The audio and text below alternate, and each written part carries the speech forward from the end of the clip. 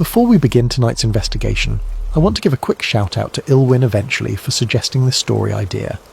If you have ideas for future Sleep Theories episodes, conspiracy theories, unsolved mysteries, strange phenomena you think deserve a deeper look, drop them in the comments below. Some of the best stories we've covered came directly from you, and we really try and read every single suggestion. Now, let's begin. There are places on Earth that feel wrong, not dangerous, not hostile, just wrong. Devil's Tower is one of them. Rising 867 feet above the Wyoming grasslands, it dominates the landscape like a broken tooth jutting from the Earth's jaw. The Lakota people called it Matotipila, Bear Lodge. Geologists call it an igneous intrusion. Tourists call it stunning. But stand at its base as the sun sets and the temperature drops, and you'll feel something else entirely. You'll feel watched. The tower doesn't look like a mountain. Mountains have slopes, curves, the organic chaos of tectonic violence. Devil's Tower looks carved, deliberate. Its hexagonal columns rise in perfect vertical symmetry, too precise to feel accidental, too uniform to feel natural. It looks like architecture. More specifically, it looks like a stump. Not metaphorically, not poetically. Literally, as though some impossibly massive tree was severed at ground level, its wood petrified into stone over millennia, its roots still buried somewhere beneath the Wyoming soil. Most people dismiss this idea immediately. It's pseudoscience, geological fantasy, the fever dream of conspiracy theorists who see patterns where none exist. But here's the thing about Devil's Tower that nobody mentions in the visitor brochures. The locals don't just fear the height, they fear what happens there after dark. Park rangers enforce strict closure policies after sunset. Official explanation: safety concerns, wildlife protection, sacred site preservation. Reasonable enough, but ask anyone who's lived in the shadow of that tower for more than a decade, and they'll tell you something different. They'll tell you about the lights, the chanting, the convoys of black vehicles that arrive without announcement and leave without trace. They'll tell you about the nights when the tower hums. Some say it's a monument of stone, a geological curiosity, nothing more. Others say it's the stump of something that once touched the sky. And a very small number of people with security clearances, offshore accounts, and names you'd recognise from television, say it's still alive, still growing, still waiting. This is the story of what happens when someone watches back. Chapter 1. The Man Who Worked the Night Roads. Michael Carver had lived in northeastern Wyoming his entire life. 52 years of wide skies, brutal winters, and the kind of silence that makes city people uncomfortable. He'd been born in Gillette, raised in Moorcroft, and spent the last 28 years working for the National Park Service maintaining the infrastructure roads around Devil's Tower National Monument. Night shifts mostly. He preferred them. Fewer tourists, fewer questions. Just him, his truck, the radio crackling with weather reports, and the tower standing sentinel against the stars. Michael knew every curve of State Highway 110, every pothole on the access roads, every blind turn where deer like to cross. He could drive the perimeter with his eyes closed, and sometimes on the longest nights he practically did. He'd heard all the stories, the Lakota legend of the bear clawing at the stone, leaving vertical grooves as 7 sisters escaped to the sky. The Close Encounters pilgrims who still showed up with synthesizers, trying to recreate the 5-tone sequence from the Spielberg film. The Flat Earthers who insisted the tower was proof of a megatree forest that once covered the planet. Michael had never believed any of it. Not the mystical interpretations, not the alien theories, not the giant tree hypothesis. He was a practical man. He fixed roads. He cleared rockfall. He filed reports in triplicate and went home to a 1-bedroom house with a dog named Rusty and a television that got 4 channels on a good day. Devil's Tower was just a rock, an impressive rock, a beautiful rock, but still just a rock. That certainty lasted until October 17th, the night everything changed. Chapter 2. The Unscheduled Closure. It started with an email. Michael was finishing his second cup of coffee when the notification buzzed on his phone. 7:45 p.m. 15 minutes before his shift began. The subject line read, "Immediate. Road Closure Directive DTM-0-9-13. He opened it. Effective 1800 hours, October 17th. All access roads to Devil's Tower National Monument are closed for emergency geological surveying. Duration 12 hours. All non-essential personnel are to vacate the area. Park enforcement will verify compliance. No exceptions." It was signed by someone Michael didn't recognise. No name, just a title. Regional Infrastructure Coordinator, Emergency Operations. Michael frowned. He'd been doing this job for nearly 3 decades. He knew every survey team, every seasonal closure, every maintenance window scheduled months in advance. Geological surveying didn't happen overnight. It required permits, equipment manifests, environmental impact assessments. And it definitely didn't happen in October. Survey teams worked in spring and summer when the ground was stable and the weather predictable. Fall in Wyoming was unpredictable. Early snow, freezing rain, winds that could knock a vehicle off the road. Michael checked the park's internal scheduling system. No survey teams logged, no equipment rentals approved, no geological consultants contracted. He called his supervisor. Voicemail. He called the park ranger station. Voicemail. He called the regional office in Denver. The line rang 8 times before a woman answered, sounding harried. "This is Carver, night maintenance at Devil's Tower. I got a closure notice for tonight, but there's nothing in the system. Can you—" "The closure is authorised," she interrupted. "Follow the directive." "Who authorised it?" "I don't have that information." "What survey team is—" "I don't have that information either. The directive is valid. Comply or file an incident report." She hung up. Michael sat in his truck, engine idling, staring at the email on his phone. Something was wrong. In 28 years, he'd never seen a closure order issued with 0 notice, 0 explanation, and 0 paper trail. The Park Service was a bureaucracy. Everything had a paper trail. Everything except this. He should have driven home. He should have cracked open a beer, watched television, let someone else worry about mysterious closure orders. But Michael Carver had spent his entire life in the shadow of Devil's Tower, and he'd never, not once, felt curious about what happened there after dark. Until now. He put the truck in gear and headed toward the outer perimeter. Chapter 3. The Ring of 12. Michael parked on a ridge 3 miles northwest of the tower. It was a maintenance access point, technically within the monument's boundaries, but far enough from the main roads that nobody ever bothered with it. He'd used it 100 times to check remote culverts and drainage systems. From here you could see the tower's western face silhouetted against the night sky like a broken pillar holding up the stars. He killed the engine and waited. 9:37 p.m. The monument grounds were completely dark. No visitor centre lights, no parking lot floods, no security perimeter illumination, just darkness. And then light, not sudden, not bright, just there. Michael grabbed his binoculars. 12 lights, evenly spaced, arranged in a perfect circle around the tower's base. Not headlights, too stationary, not flashlights, too steady. They looked like torches. No, not torches. The light was too white, too clean. LED floods, maybe, or halogen lamps on portable stands.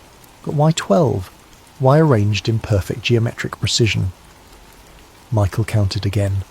12. Exactly 12. He checked his watch. 9:41 p.m. He scanned the access roads with his binoculars. No vehicles, no movement. Where had the lights come from? He swept back to the tower. The lights remained, perfectly still, perfectly spaced. And then he saw the first vehicle. Chapter 4. The arrival. It came from the south, headlights off, moving slowly along the main access road. A black SUV. Cadillac Escalade, maybe. Hard to tell in the darkness. It stopped near the base of the tower just outside the ring of lights. Doors opened.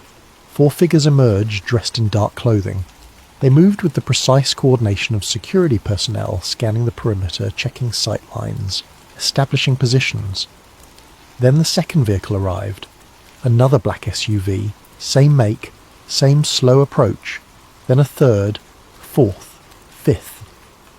Michael counted 11 vehicles in total, all identical, all unmarked, all arriving within 20 minutes. No park permits had been filed, no special event licenses issued, no documentation whatsoever. The figures from the vehicles began unloading equipment, not geological surveying tools, not scientific instruments, portable generators, audio equipment. What looked like ceremonial stands or altars. Michael's hands were shaking as he adjusted the binoculars. The passengers began emerging from the later vehicles, and that's when he started recognising faces. The first was a woman he'd seen on television 100 times, a tech CEO whose company had recently absorbed 3 competitors and whose net worth exceeded the GDP of several small nations. She stepped out of the third SUV wearing a long dark coat, her face illuminated briefly by interior lights. The second was a senator. Michael couldn't remember which state, but he recognised the silver hair, the sharp features, the way cameras loved that face during election cycles. The third was an actor, Academy Award winner, known for playing heroes in action films and philanthropists in prestige dramas. The fourth was a media mogul whose news network shaped global narratives. The fifth was a tech entrepreneur whose social media platform had replaced town squares and public discourse. One by one they emerged. Billionaires, politicians, cultural icons, people whose names appeared in Forbes lists and Time magazine covers. People who supposedly had nothing in common except wealth and influence, and yet here they were, in the middle of nowhere, in the middle of the night, walking toward Devil's Tower like pilgrims approaching a shrine. Michael felt his pulse hammering in his throat. This wasn't a survey team. This was something else entirely. Chapter 5. The Path of Torches. The security. Personnel had been busy. From his vantage point, Michael could see a temporary pathway leading from the parking area toward the base of the tower. It was lined with torches, real flames this time, not electric lights, casting flickering orange light across the pale stone. The path wound through the boulder field, carefully navigating the uneven terrain, ending at a flat area directly beneath the tower's western face. The attendees began walking, slowly, silently. Michael counted 23 people in total. Some he recognised, most he didn't, but all of them moved with the same deliberate purpose, the same ritualistic precision. And then he noticed what they were wearing. Over their expensive coats and tailored suits, they donned ceremonial robes, dark fabric, floor-length, hooded. As they walked, the robes caught the torchlight, revealing embroidered symbols, inverted pentagrams, tree sigils, massive trunks with roots spreading like veins, runic shapes Michael didn't recognise, but which felt ancient, pre-Christian, older than language itself. One woman, a banking executive whose face Michael had seen in financial news segments, carried a portable altar. It was small, maybe 2 feet across, carved from dark wood and covered in more symbols. A man, possibly a diplomat based on his bearing, carried what looked like a ceremonial staff. It was wrapped in leather and topped with something that caught the firelight wrong, like polished obsidian or volcanic glass. They weren't tourists. They weren't scientists. They were worshippers, and Devil's Tower wasn't a monument. It was their temple. Michael's mind raced back to the stories he'd dismissed for decades, the giant tree theory. It had always seemed absurd. The idea that Devil's Tower wasn't a volcanic intrusion but a petrified stump from an ancient megaforest. That Earth had once been covered in trees so massive they made modern redwoods look like saplings. That some prehistoric cataclysm had felled them, all, leaving only scattered stumps like Devil's Tower, Shiprock in New Mexico, and similar formations worldwide. Pseudoscience, geology deniers, conspiracy nonsense. But watching these people approach the tower in ritual formation, watching them treat it like something sacred, something alive, what if they knew something the rest of the world didn't? What if Devil's Tower wasn't dead stone? What if it was dormant? Chapter 6. The Frequency of Silence. The chanting began at 10:17 p.m. Michael heard it before he saw the source, a low resonant hum that seemed to come from everywhere and nowhere, vibrating through the ground beneath his truck, rattling the windows, settling into his chest like a second heartbeat. It wasn't singing, it wasn't speaking, it was something between the two, a vocalization that felt older than words, structured yet alien, harmonic yet mechanical. Through the binoculars, he watched the robed figures form a circle around the tower's base. They stood, perfectly still, heads slightly bowed, hands raised to chest height, palms facing inward. The chant continued. No visible conductor, no rhythm section, no leader keeping time, and yet they were perfectly synchronized. The sound had texture, layers.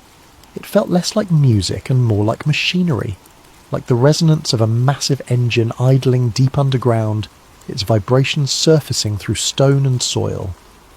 Michael had worked around heavy equipment his entire career. He knew the feel of generators, the hum of transformers, the grinding of hydraulic systems. This was different.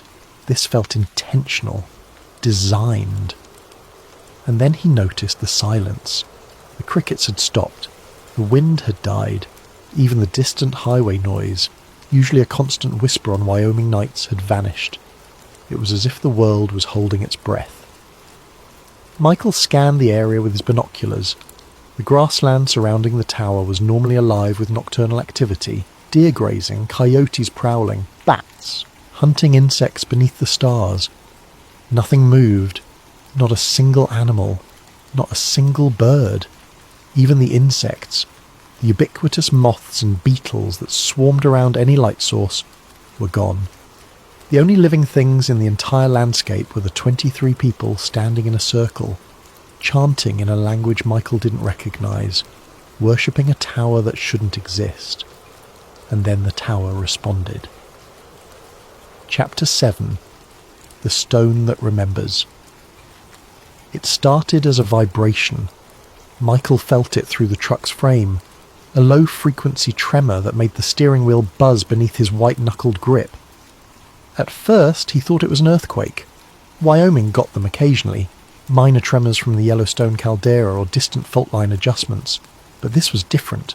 This was rhythmic, pulsing in time with the chanting. Through the binoculars, he watched the tower itself, the hexagonal columns, those perfect vertical striations that geologists attributed to cooling. Basalt seemed to shimmer in the torchlight, not from heat distortion, not from atmospheric interference. They were pulsing, subtle, barely perceptible, but undeniable, as if the stone was breathing. Michael's rational mind scrambled for explanations. Resonance effects from the chanting, acoustic phenomena amplified by the tower's unique structure, infrasound frequencies causing visual distortions. But his instincts, the part of him that had survived 52 Wyoming winters by trusting his gut, knew better. The tower was reacting. He could feel heat now, even from 3 miles away. Not the ambient warmth of bodies and torches, something deeper, something radiating outward from the stone itself, warming the October air, creating convection currents that made the stars ripple overhead. Michael thought about basalt, about igneous rock, about the geological formation story he'd heard 1,000 times. 60 million years ago, magma pushed up through sedimentary layers but never reached the surface. It cooled slowly underground, forming crystalline columns. Over millennia, erosion removed the softer surrounding rock, leaving the harder basalt tower exposed. A perfectly reasonable explanation. Except, what if the tower wasn't basalt? What if it was wood? Petrified over epochs, compressed, mineralized, transformed from organic to mineral while retaining the fundamental structure, the vertical grain, the hexagonal cells, the internal channels that once carried water and nutrients from roots to canopy. What if Devil's Tower was exactly what it looked like? A stump, the severed base of a tree so massive it defied comprehension. And if that were true, if the tower was fossilized wood instead of cooled magma, Then the next question became unavoidable. Could petrified wood still conduct energy? Could it still remember being alive? Michael watched the robed figures continue their chant, watched the tower pulse in response, and felt the answer settling into his bones like winter cold. Yes. Chapter 8. The Platform of Rings. At 10:41 p.m. the chanting stopped. The silence that followed was absolute. Even the vibration ceased, leaving only the whisper of Michael's own breathing and the tick of cooling metal in the truck's engine. The robed figures remained motionless for exactly 60 seconds. Then they began to move. The security personnel brought forward a circular platform, maybe 20 feet in diameter, constructed from what looked like dark metal or composite material. It took 6 people to carry it, moving with the strained precision of pallbearers. They set it down at the tower's base, directly centred beneath the western face. Michael adjusted his binoculars, increasing magnification despite the growing shake in his hands. The platform's surface was covered in carved symbols, concentric circles like tree rings, but not random, not organic. These were perfect, mathematical, spiralling inward toward a central point with geometric precision that made Michael's eyes hurt to follow. Between the rings, more symbols, runes, glyphs, characters from alphabets Michael didn't recognise. Some looked vaguely Scandinavian, others resembled Sanskrit or ancient Sumerian. A few seemed completely alien, angles that shouldn't fit together, curves that defied Euclidean geometry. The platform wasn't just decorative, it was functional. A map, a key, a diagram of something vast and complex. The robed figures formed a circle around it, leaving the centre empty. Then the altar arrived. Chapter 9. The Obsidian Offering. 8 people carried it. A massive slab of polished obsidian, roughly 6 feet long and 3 feet wide, supported by an ornate metal frame. Even from 3 miles away, Michael could see how the volcanic glass caught the torchlight, reflecting it, refracting it, seeming to absorb and emit light simultaneously. They placed it at the platform's centre, directly over the convergence point of all the carved rings. The altar's surface wasn't smooth. It was covered in objects, fragments of fossilised wood, ranging from thumbnail-sized splinters to pieces as large as a human forearm. The wood had the distinctive texture of petrification, mineralised, heavy, transformed from carbon to silica over incomprehensible time. Bone relics, not modern, not recent. These were ancient, yellowed, partially fossilised, worked into shapes that might have been tools or ceremonial objects. Michael couldn't tell from this distance, but something about their arrangement felt deliberate, sacred, metallic artefacts, strange alloys that didn't match any metal Michael recognised. They had a greenish patina, like old copper, but the shapes were wrong. Too angular, too precise, too manufactured. One of the robed figures stepped forward. Michael recognised the bearing, if not the face. Someone used to authority, to command, to being obeyed without question. This person wore a different robe, while the others were plain dark fabric. This one was embroidered with gold thread forming an intricate tree pattern. The tree's trunk was straight and massive. Its roots spread across the robe's hem like underground rivers. Its branches reached toward the shoulders, each one ending in symbols that might have been stars or fruits or watchful eyes. But it was the mask that made Michael's breath catch. The figure wore a ceremonial mask carved from dark wood, depicting a horned entity that was neither fully human nor fully animal. The face was elongated, almost skull-like. The horns curved upward and backward like those of a ram or ancient forest deity. The eyes were hollow sockets, creating the unsettling impression that something behind the mask was looking out. This was the leader, the one who would speak for all of them, the one who would address whatever they believed lived beneath Devil's Tower. The masked figure raised both arms, the chanting resumed, but this time Michael could make out individual words, or what might have been words, fragmented through distortion and distance and his own pounding heartbeat. He pulled out his phone, started recording. The audio quality would be terrible, but maybe, if he survived this, if he didn't disappear like so many conspiracy theorists who got too close to uncomfortable truths, maybe someone could analyse it, translate it, confirm what he was hearing. The chant had structure now, call and response. The masked leader would vocalise a phrase and the circle would echo it back, their voices layered and harmonic. Michael caught fragments. He who was cut shall rise again. The root still drinks. Beneath the earth, blood and bone and breath, to the rooted one. The rooted one, not a god of the sky, not a deity of heaven or light or transcendent salvation, a god of roots, of depth, of things buried and patient and very, very old. Michael's hands were shaking so badly he could barely hold the binoculars steady. These people, billionaires and politicians and cultural elites, weren't just performing theatre. They weren't playing at mysticism or engaging in rich people eccentricity. They believed. They believed Devil's Tower wasn't a stump.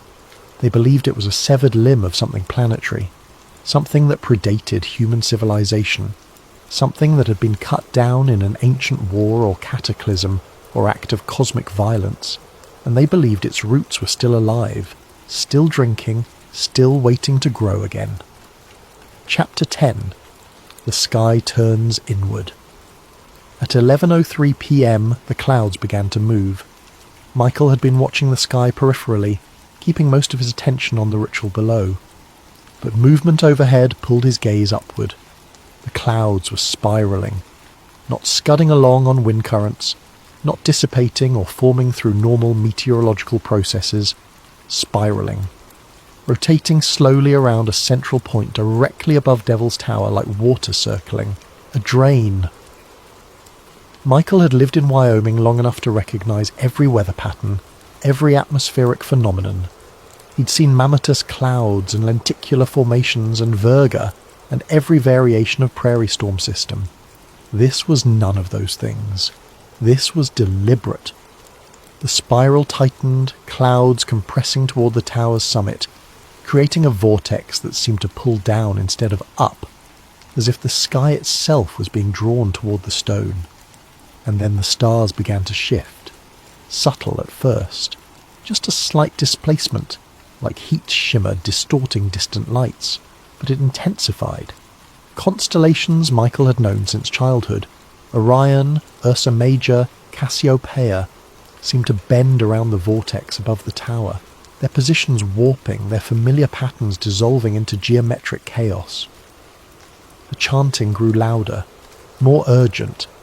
The masked leader's voice rose above the others, no longer calling and waiting for response, but driving forward in a continuous stream of syllables that might have been language or might have been something older than language, pure intention vocalized into sound. And from the summit of Devil's Tower, something began to emerge.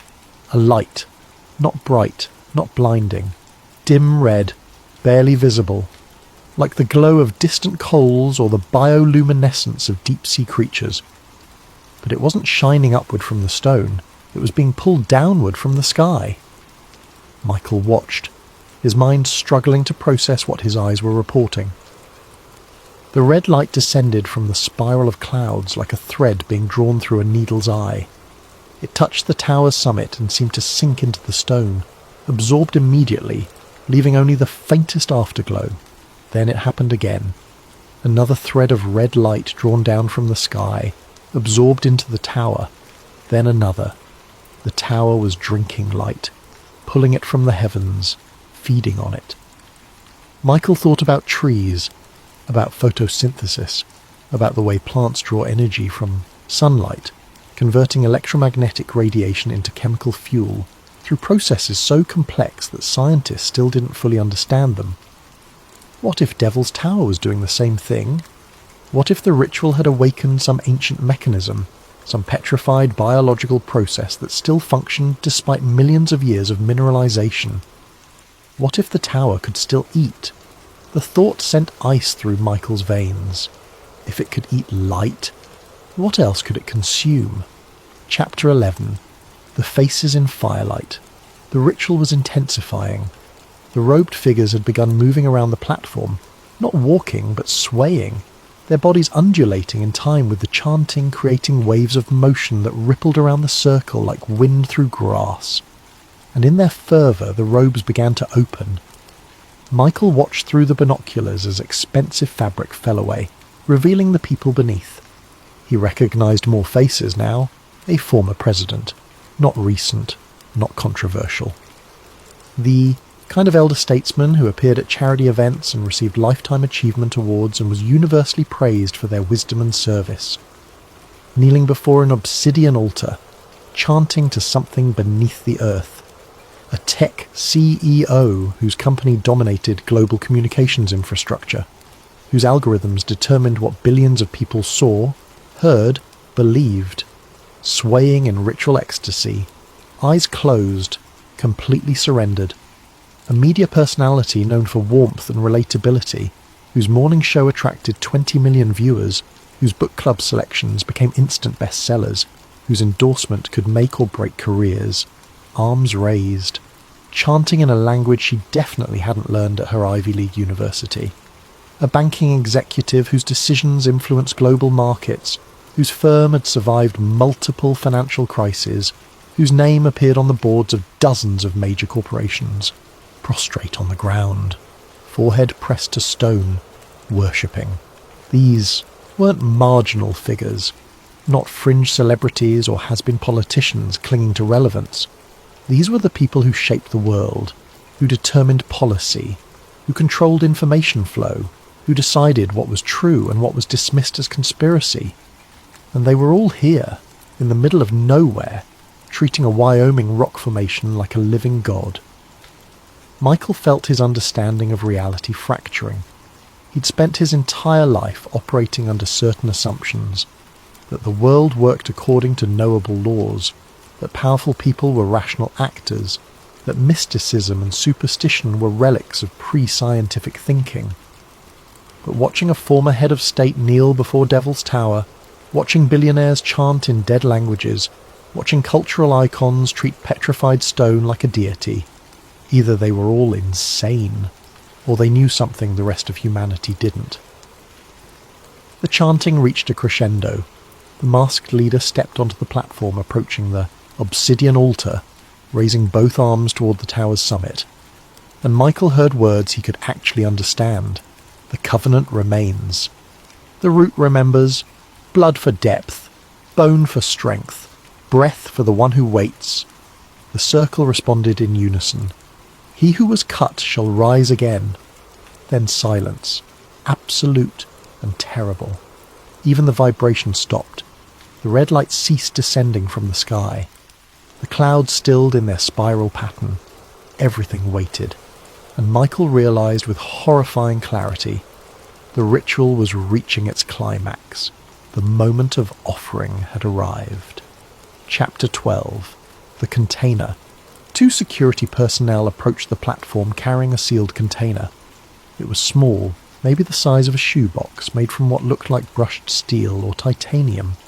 No visible seams, no obvious lid, just a perfectly smooth metal cube that reflected torchlight like a mirror. They set it before the masked leader and stepped back. The leader touched the container's surface. Michael couldn't see exactly what happened next. The angle was wrong, the distance too great, but the container opened. No hinges, no latches. It simply divided, separating along invisible seams to reveal something inside. The leader reached in and removed an object. Michael strained against the binocular's maximum magnification, trying to see what it was. Small, organic, irregular shape. A heart? No. Too small for human, too large for animal. A plant? A root? Maybe. The leader held it up, displaying it to the circle. The chanting resumed, softer now, reverent rather than urgent. Then the leader approached Devil's Tower itself. At the base of the western face, barely visible in the torchlight, there was a fissure. Michael had seen it 1,000 times during daylight hours. Just a crack in the stone, maybe 6 inches wide, running vertically for several feet. Geologists said it was a natural stress fracture from centuries of freeze-thaw cycles. But now, watching the masked leader approach it with ceremonial purpose, Michael wondered if it was something else, an opening, an entrance, a mouth. The leader placed the object into the fissure, and the tower swallowed it.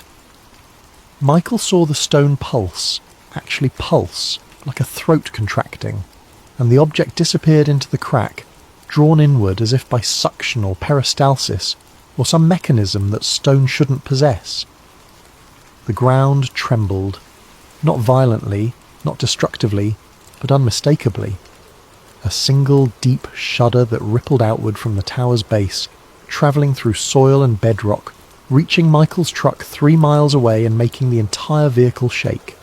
His coffee thermos toppled over, the binoculars bounced against his chest, and the chanting exploded into something primal and ecstatic and absolutely terrifying. Chapter 13. The Pulse of Awakening. The tower began to sing.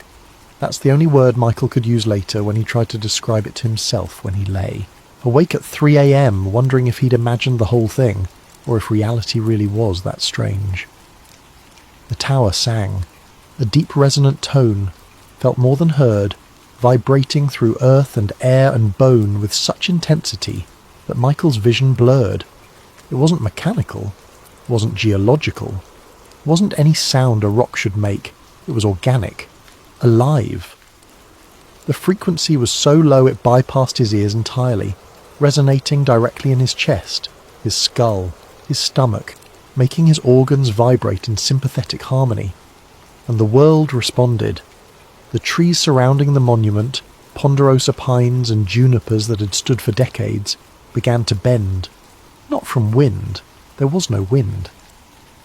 They bent inward, toward the tower, as if drawn by invisible force, as if gravity itself had shifted, making Devil's Tower the new centre of attraction, the point around which everything else must orbit.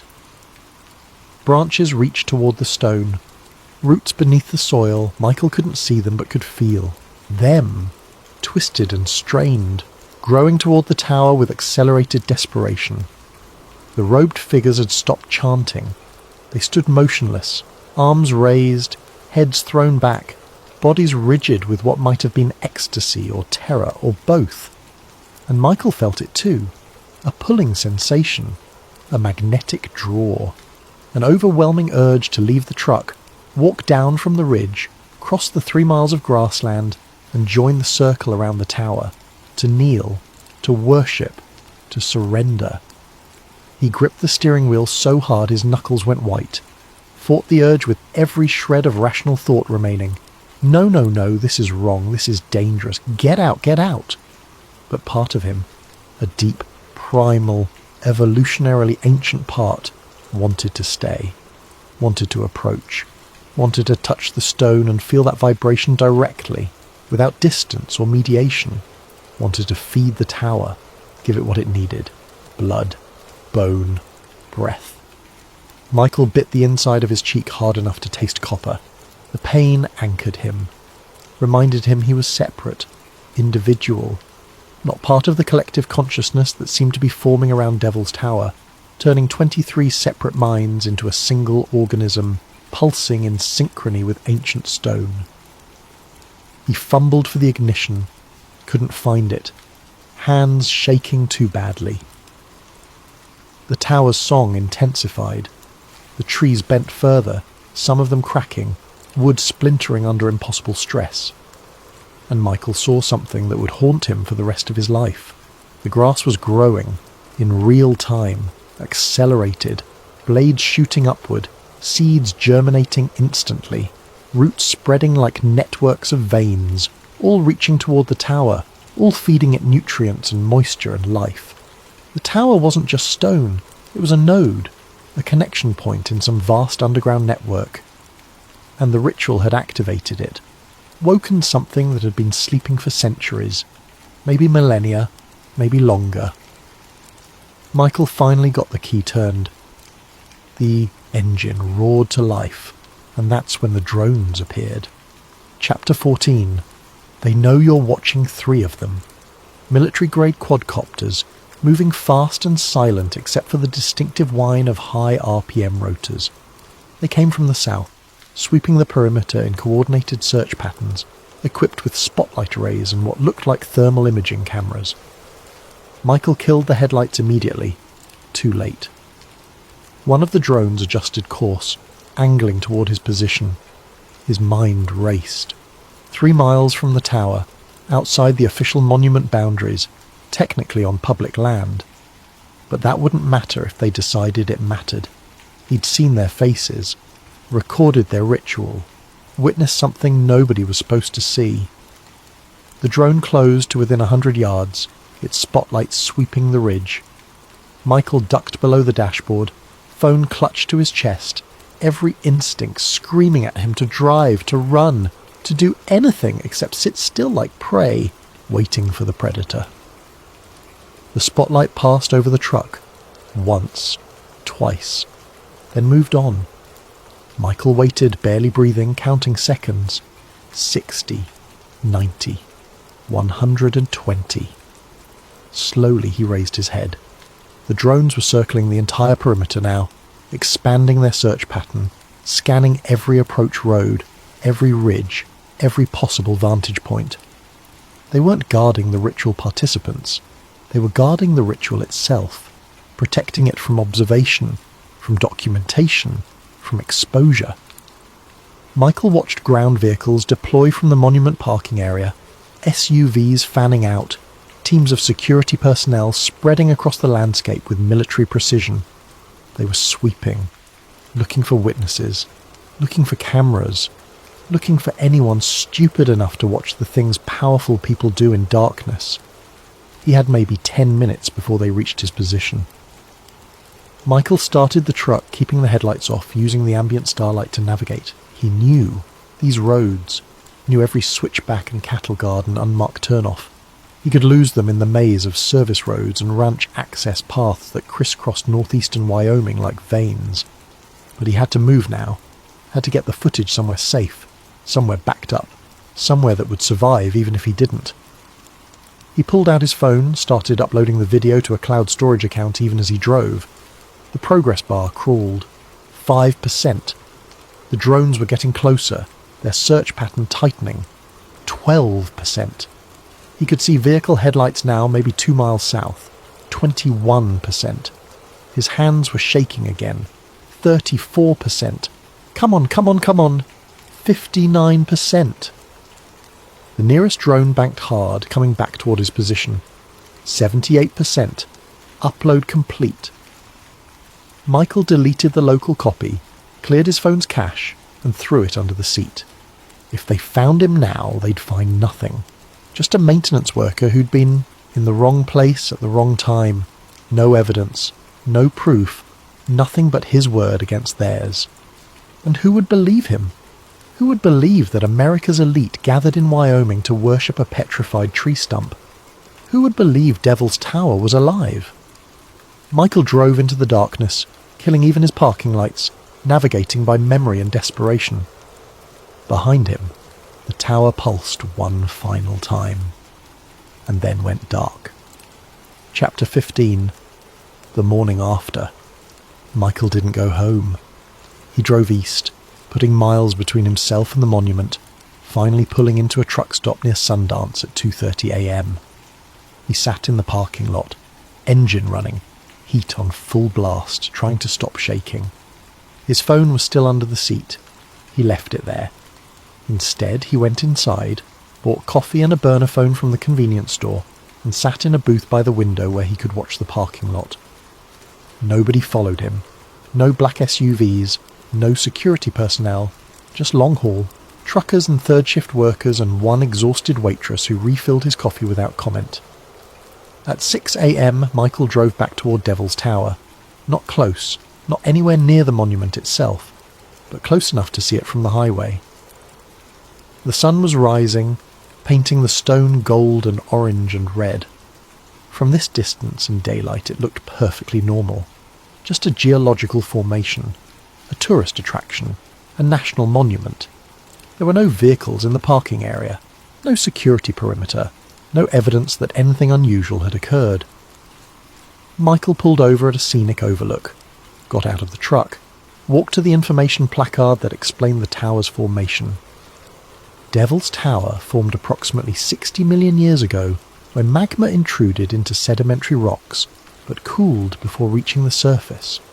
Erosion of the softer surrounding material exposed the resistant igneous core, creating the distinctive columnar structure we see today. Perfectly reasonable, perfectly scientific, perfectly wrong. Michael stood there for a long time, staring at the tower, remembering the way it had pulsed, the way it had sung, the way it had drawn light from the sky and made the earth tremble. A tour bus pulled into the overlook. Tourists piled out, cameras ready, excited to see the famous landmark from Close Encounters of the Third Kind. They took photos, pointed, laughed, completely oblivious. Michael got back in his truck and drove away. Chapter 16. The Digital Trail. Michael spent the next 3 weeks doing research. Not at home, too risky. He used library computers, coffee shop Wi-Fi, always on VPN, always in incognito mode, never spending more than an hour in any single location. He started with the faces he'd recognized. The former president, the tech CEO, the media personality, the banking executive. On the surface, they had nothing in common. Different political affiliations, different industries, different public personas, but when Michael started digging deeper, patterns emerged, board memberships. The tech CEO sat on the board of a policy think tank. The banking executive was also on that board.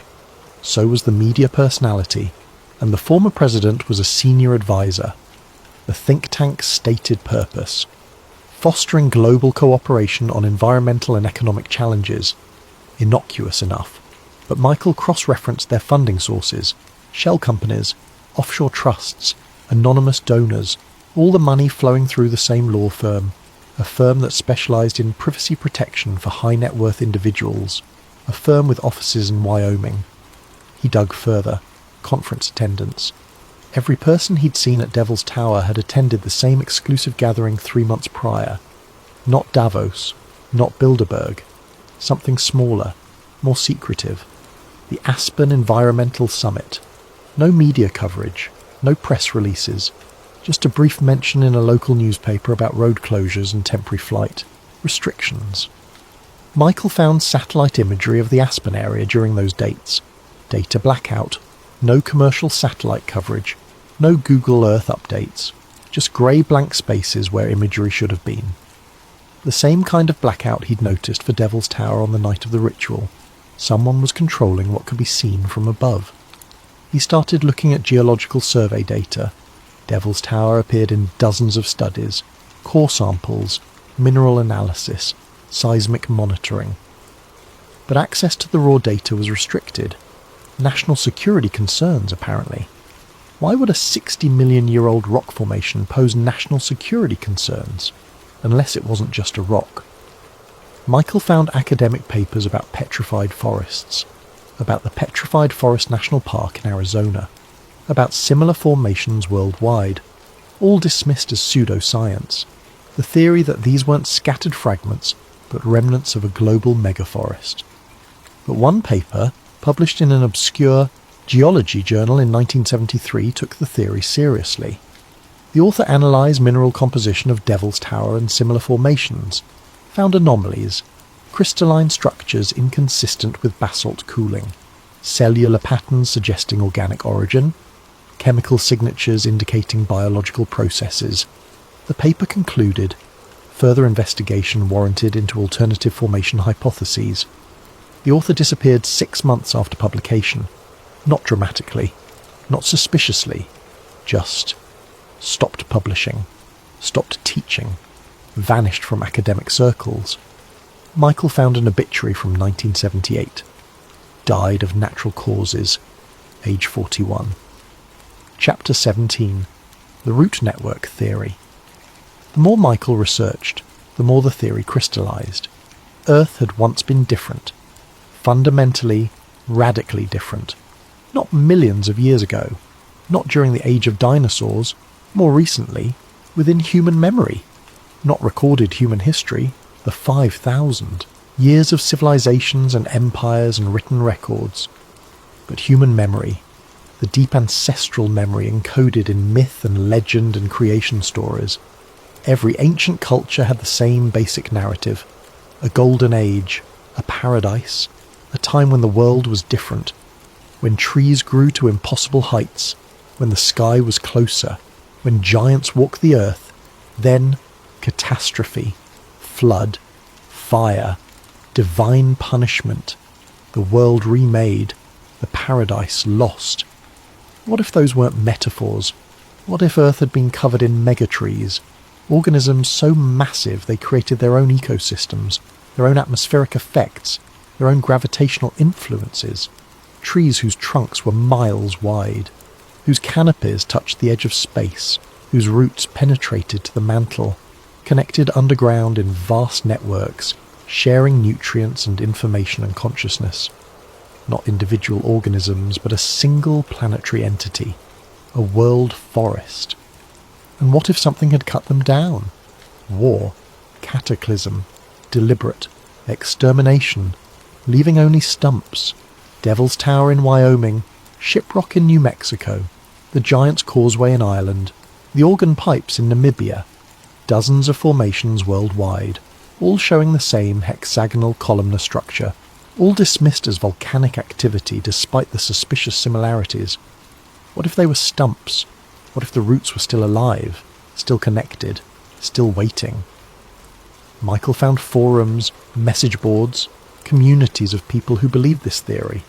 Most were dismissed as cranks, conspiracy theorists, flat earthers, but some posted evidence, photographs of hexagonal patterns in stone that matched wood grain too perfectly, chemical analyses showing organic compounds in supposedly inorganic formations, reports of vibrations detected near these sites during specific astronomical alignments.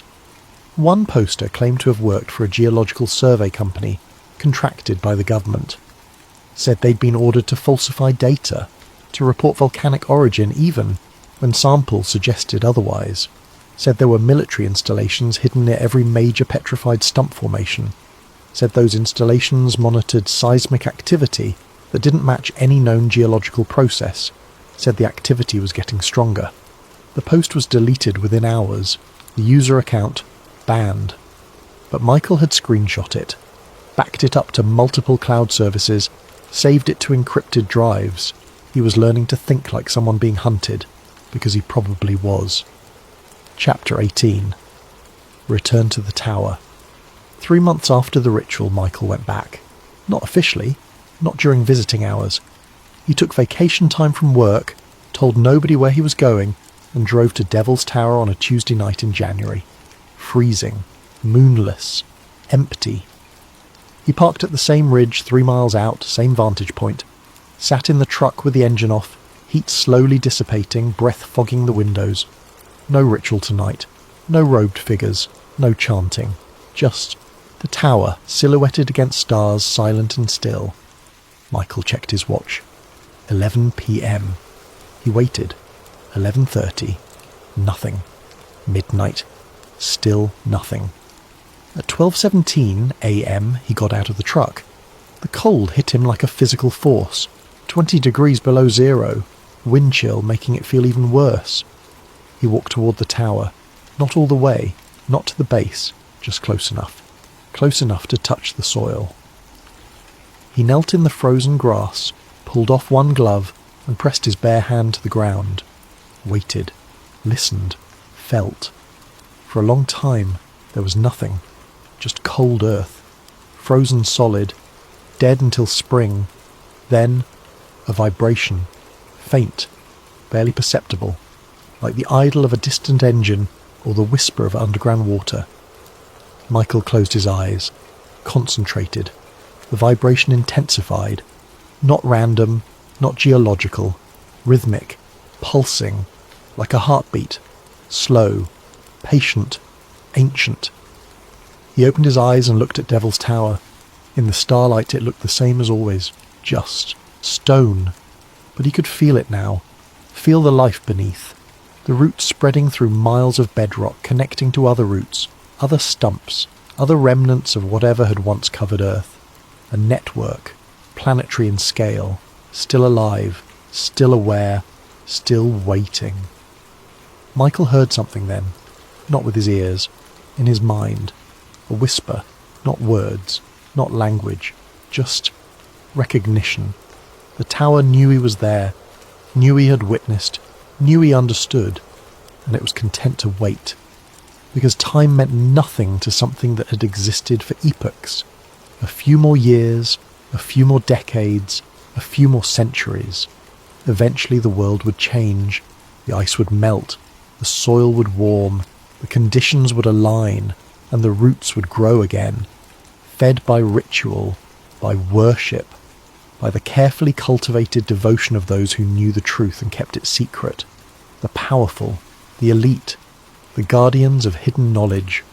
They would tend the stumps like gardeners tending saplings, nurturing them, feeding them, waiting for the day when the world trees would rise again.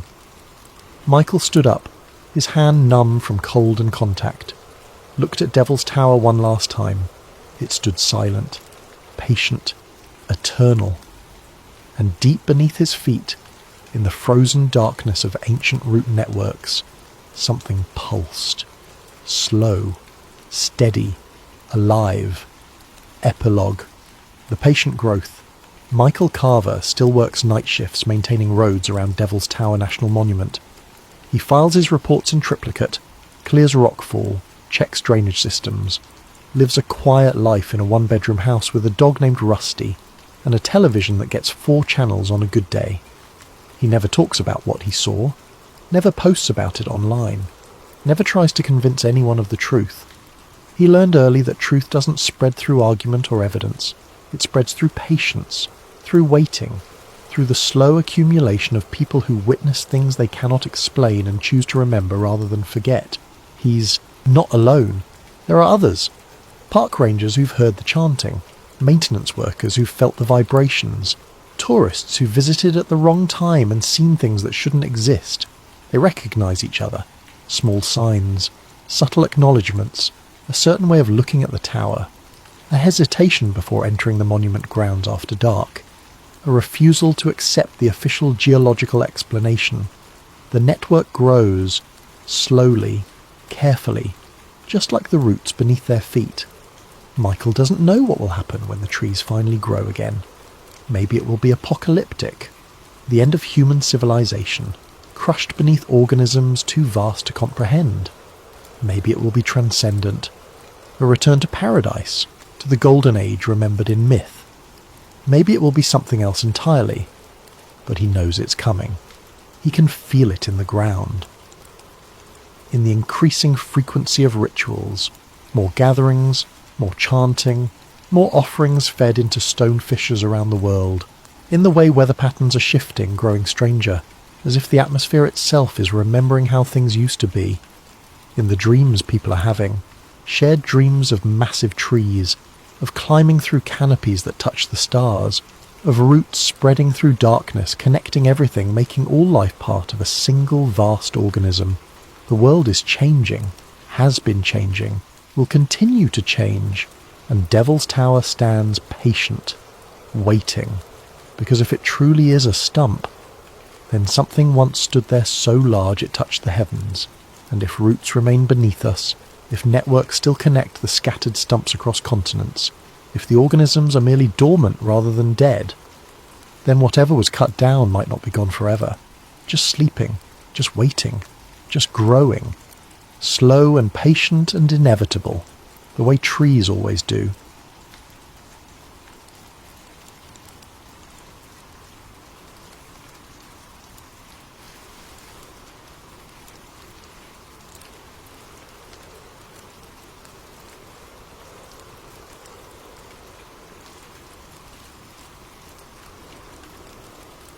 Before we begin, if you're enjoying this story, hitting that hype button really helps the channel more than you could possibly know.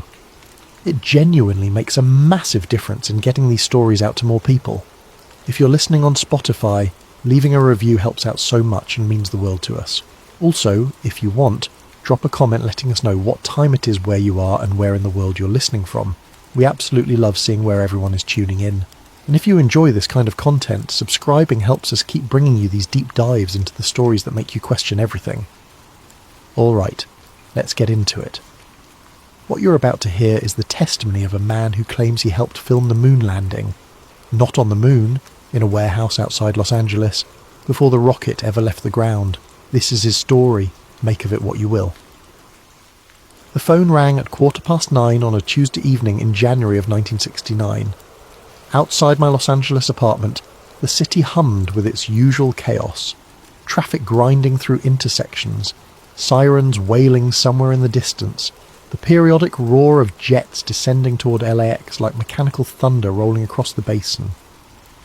Inside my second-floor walk-up in Culver City, I was nursing a whiskey that had more ice than bourbon and reviewing equipment invoices from my last gig, a forgettable car commercial that paid just enough to keep the lights on for another month. The apartment smelled like cigarettes and old carpet.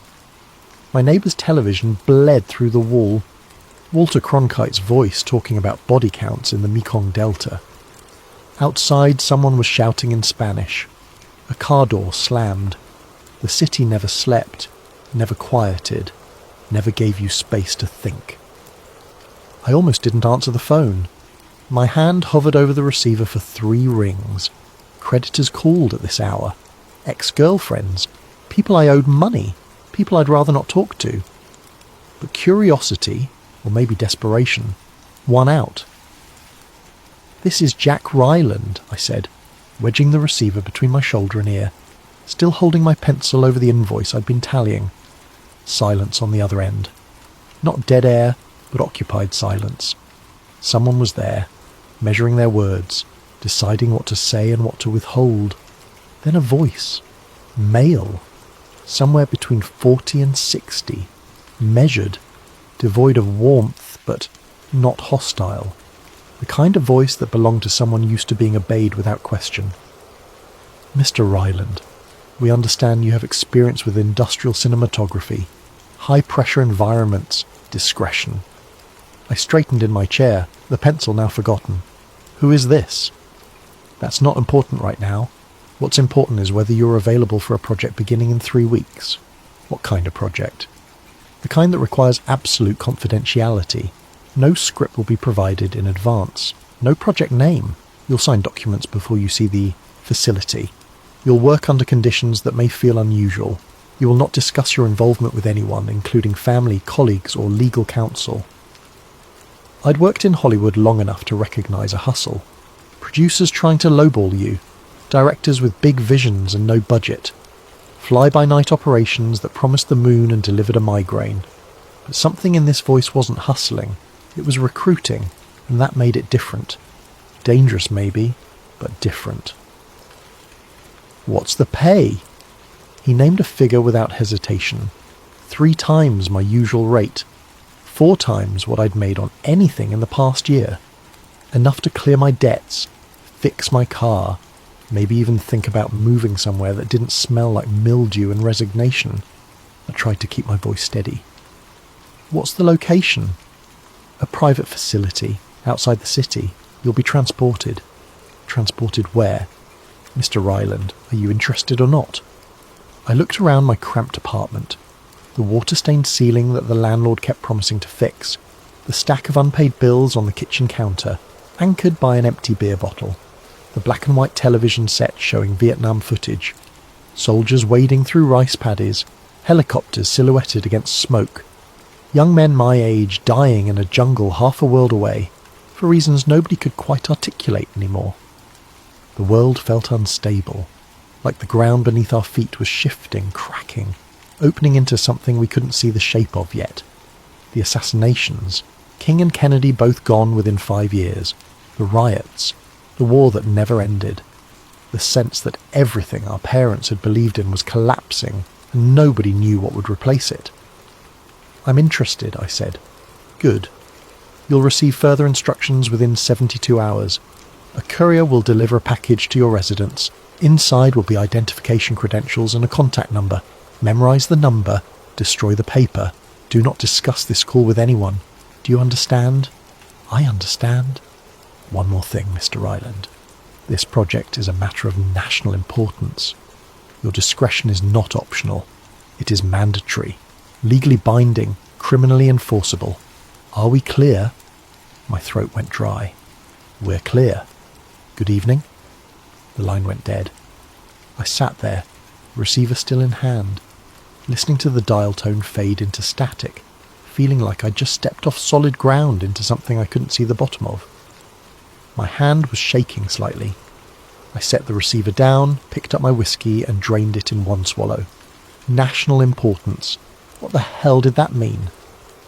Outside, the city kept moving. Sirens, traffic, the low rumble of existence grinding forward. But inside my apartment, everything had gone very, very quiet. The television still showed the war. Men in fatigues. Mud. Blood. The machinery of violence grinding young lives into statistics. And now I was being recruited for something that required the same kind of silence, the same kind of obedience. I thought about the projects I'd heard whispered about in Hollywood circles, government films that weren't really films, training footage that looked too real, propaganda disguised as documentary. I'd always dismissed those stories as paranoia, industry gossip inflated into mythology. Now I wasn't so sure. I didn't sleep that night, just sat at my kitchen table, smoking cigarettes and watching the sky turn from black to grey to pale orange as dawn broke over Los Angeles. By the time the sun came up, I'd convinced myself the call had been a prank, a wrong number, a fever dream brought on by cheap whiskey and cheaper ambition. But 71 hours later, the package arrived. A plain manila envelope, no return address, no postage. Hand-delivered by a man in a grey suit who knocked once, waited for me to open the door, handed me the envelope and left without saying a word. I watched him walk to a black sedan with government plates. I recognised the designation, DOD, Department of Defence, and drive away. Inside the envelope was a laminated ID card with my photo, a photo I'd never sent anyone, pulled from some database I didn't know existed, and a number written in blue ink on a slip of paper. The number had an unusual prefix I didn't recognise. Not a Los Angeles exchange, not California at all. I memorised the number in 30 seconds, burned the paper in my kitchen sink and watched the ash swirl down the drain. The ID card had no name, just my photo and a string of numbers, 007-223- Kilo. I had no idea what it meant, but I kept it anyway. Chapter 1. Why America Needed the Moon. To understand what came next, you need to understand the world we were living in. It wasn't just about space, it was about survival, about proving we were still the good guys, still the winners, still the nation that could do the impossible when the whole world was watching. 1961. President Kennedy stands before Congress and makes a promise that seems insane. America will land a man on the moon and return him safely to Earth before the decade ends. At that moment, we'd barely sent a man into orbit. Alan Shepard had gone up for 15 minutes the month before. 15 minutes in a tiny capsule that could barely be called a spacecraft. And Kennedy was talking about 250,000 miles, a soft landing, and a safe return within 8 years. The Soviets were beating us at every turn. First satellite, Sputnik in 57, beeping its little signal across the sky while America scrambled to catch up. First animal in space. First man in space, Yuri Gagarin, orbiting the Earth while we watched in humiliated awe. First woman in space. First spacewalk. They were winning a race we'd told the world we'd dominate, and every victory they scored felt like proof that their system worked better than ours. That maybe communism was the future and democracy was dying. By the time I got that phone call in January of '69, NASA was hemorrhaging money and credibility. Budget overruns had turned Congress hostile. Technical failures were constant. Rockets exploding on the pad, capsules malfunctioning, systems failing in ways that made the whole enterprise look reckless and amateurish. And then, in January of '67, came Apollo 1. Gus Grissom, Edward White, Roger Chaffee. 3 astronauts sitting in a capsule during a routine ground test at Cape Kennedy. Pure oxygen atmosphere, faulty wiring, a spark somewhere in the electrical system. The whole thing went up in seconds. The hatch wouldn't open. It was designed to open inward, and the pressure from the fire made it impossible to unlock from inside. They died screaming, pounding on the walls, while technicians outside tried desperately to get them out. The recordings were never released to the public, but everyone in the industry knew what had happened. We knew about the panic in their voices, the way Grissom had shouted, "Fire!" the way White had tried to force the hatch open with his bare hands, burning them to the bone in the process, the burned bodies they pulled from the wreckage hours later, the charred equipment, the smell of burned flesh that hung over the launch complex for days. And here's something most people don't know.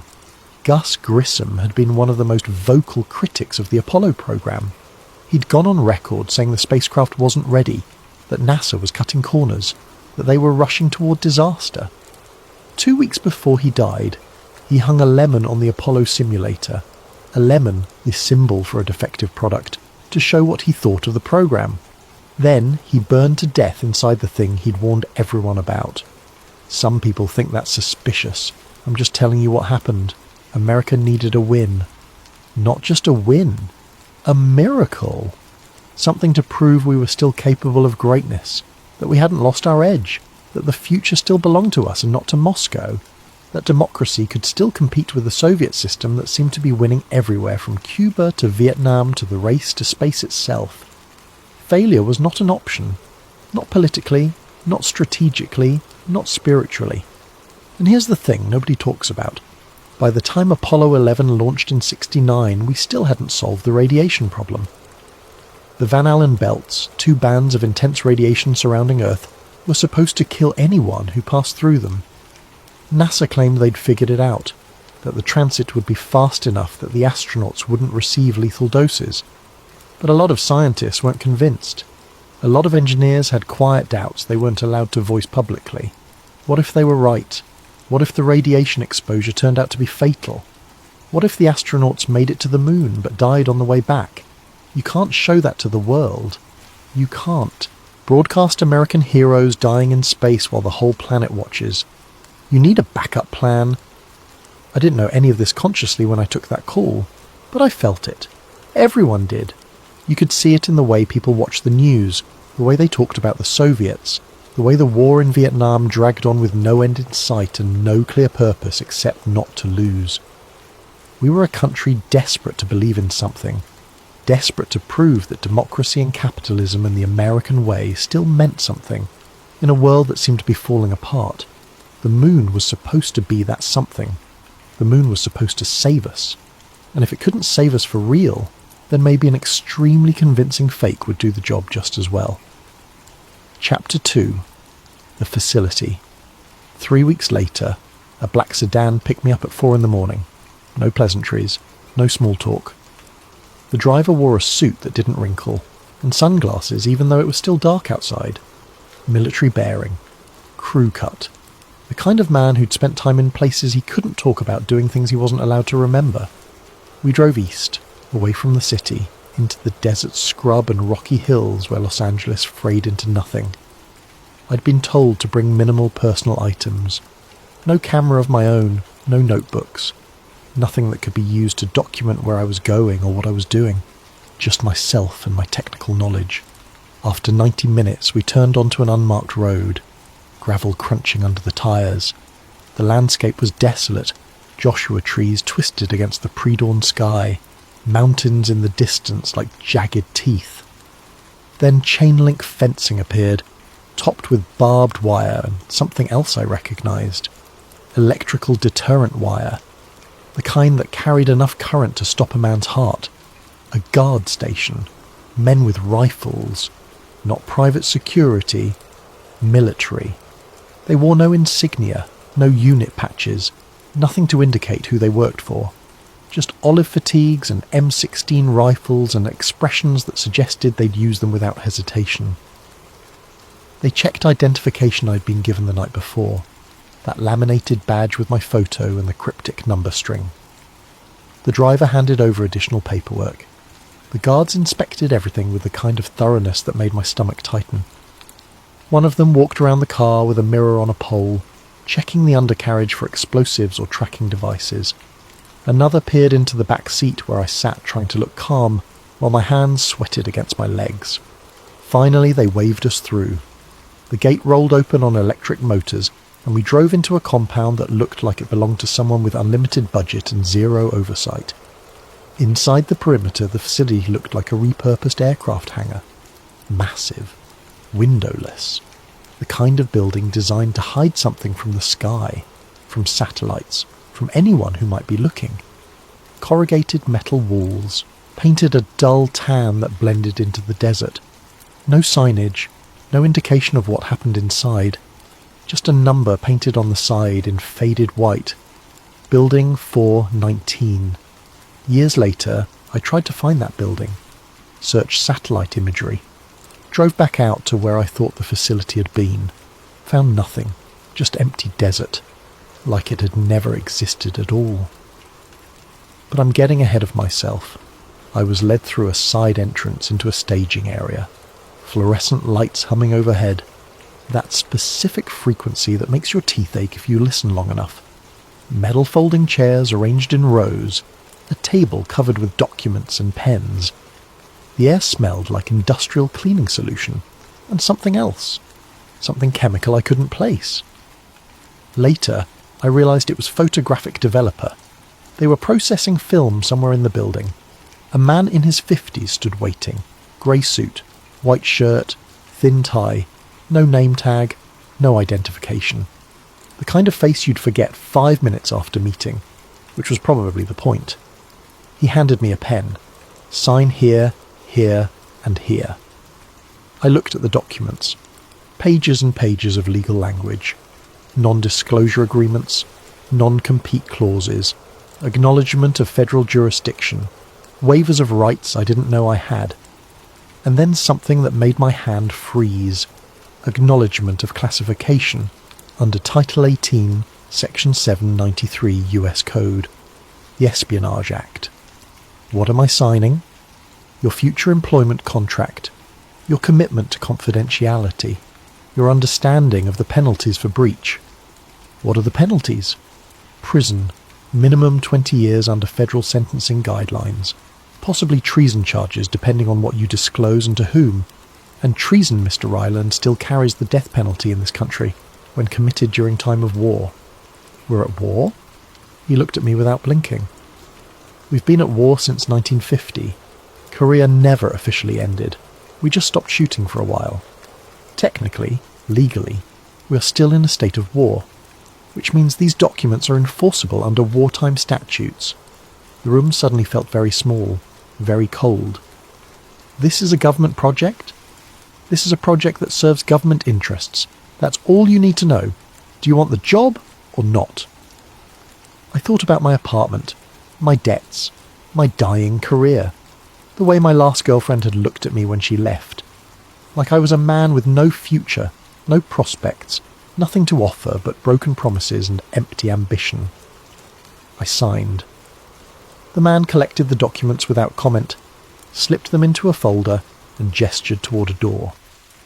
This way. Beyond the staging area was the sound stage. When the doors opened, I stopped walking. It was massive, easily the size of 2 football fields laid end to end. The ceiling was at least 50 feet high, crisscrossed with catwalks and lighting grids that looked like they belonged in an aircraft. Assembly facility. Black curtains draped the walls from floor to ceiling, creating a void that seemed to swallow light. Industrial lighting rigs stretched in every direction. Massive fixtures on adjustable mounts, each one pointing toward the centre of the space. And the floor was what made me understand exactly what I'd signed up for. Grey dust, fine as talcum powder, covering everything.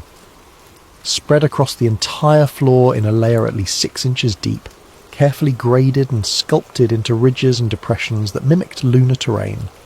I recognised it immediately. Lunar simulant, chemically treated sand and ash, mixed to replicate the composition and texture of the moon's regolith.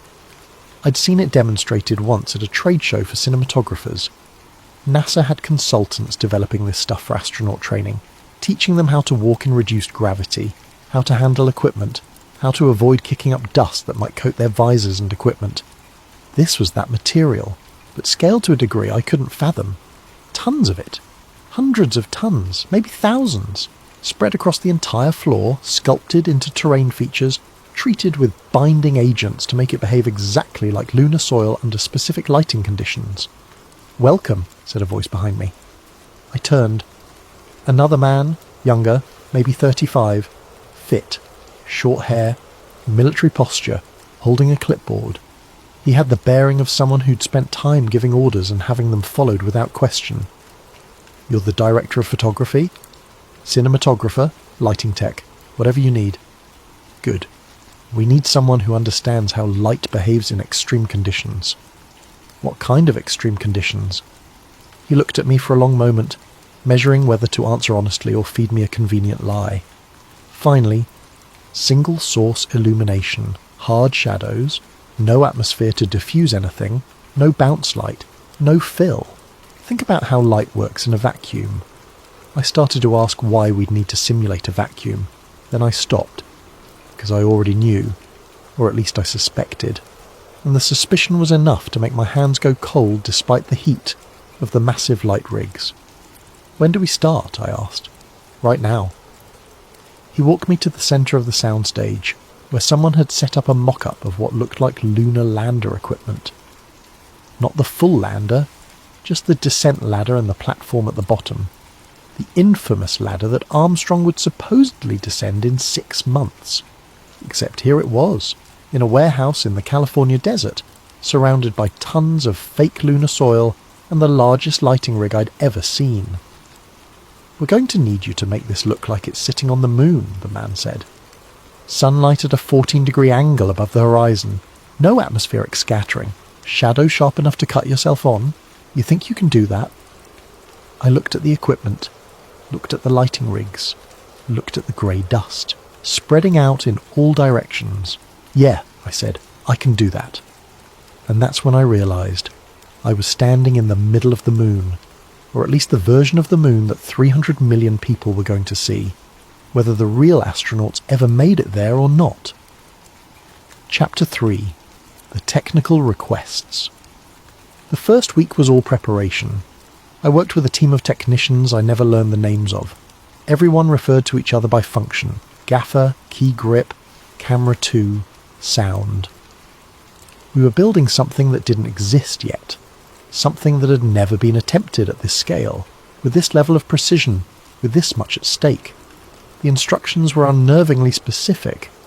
Lighting had to come from a single harsh source, positioned to mimic sunlight unfiltered by atmosphere. On Earth, sunlight is diffused by air molecules, water vapour, dust, pollution. Shadows have soft edges. Colours are warm. Light wraps around objects, creating gradients from light to shadow. But in the vacuum of space, sunlight is brutal, pure, direct, unforgiving. Shadows are razor sharp. Blacks are absolute. Whites are blinding. There's no atmosphere to scatter the light. No air to create those gentle transitions we're used to on Earth. I spent 3 days positioning and repositioning a single arc lamp, 20,000 watts, custom built by a company I'd never heard of. The housing alone weighed 400 pounds and had to be suspended from reinforced ceiling mounts. Too high, and the shadows looked wrong.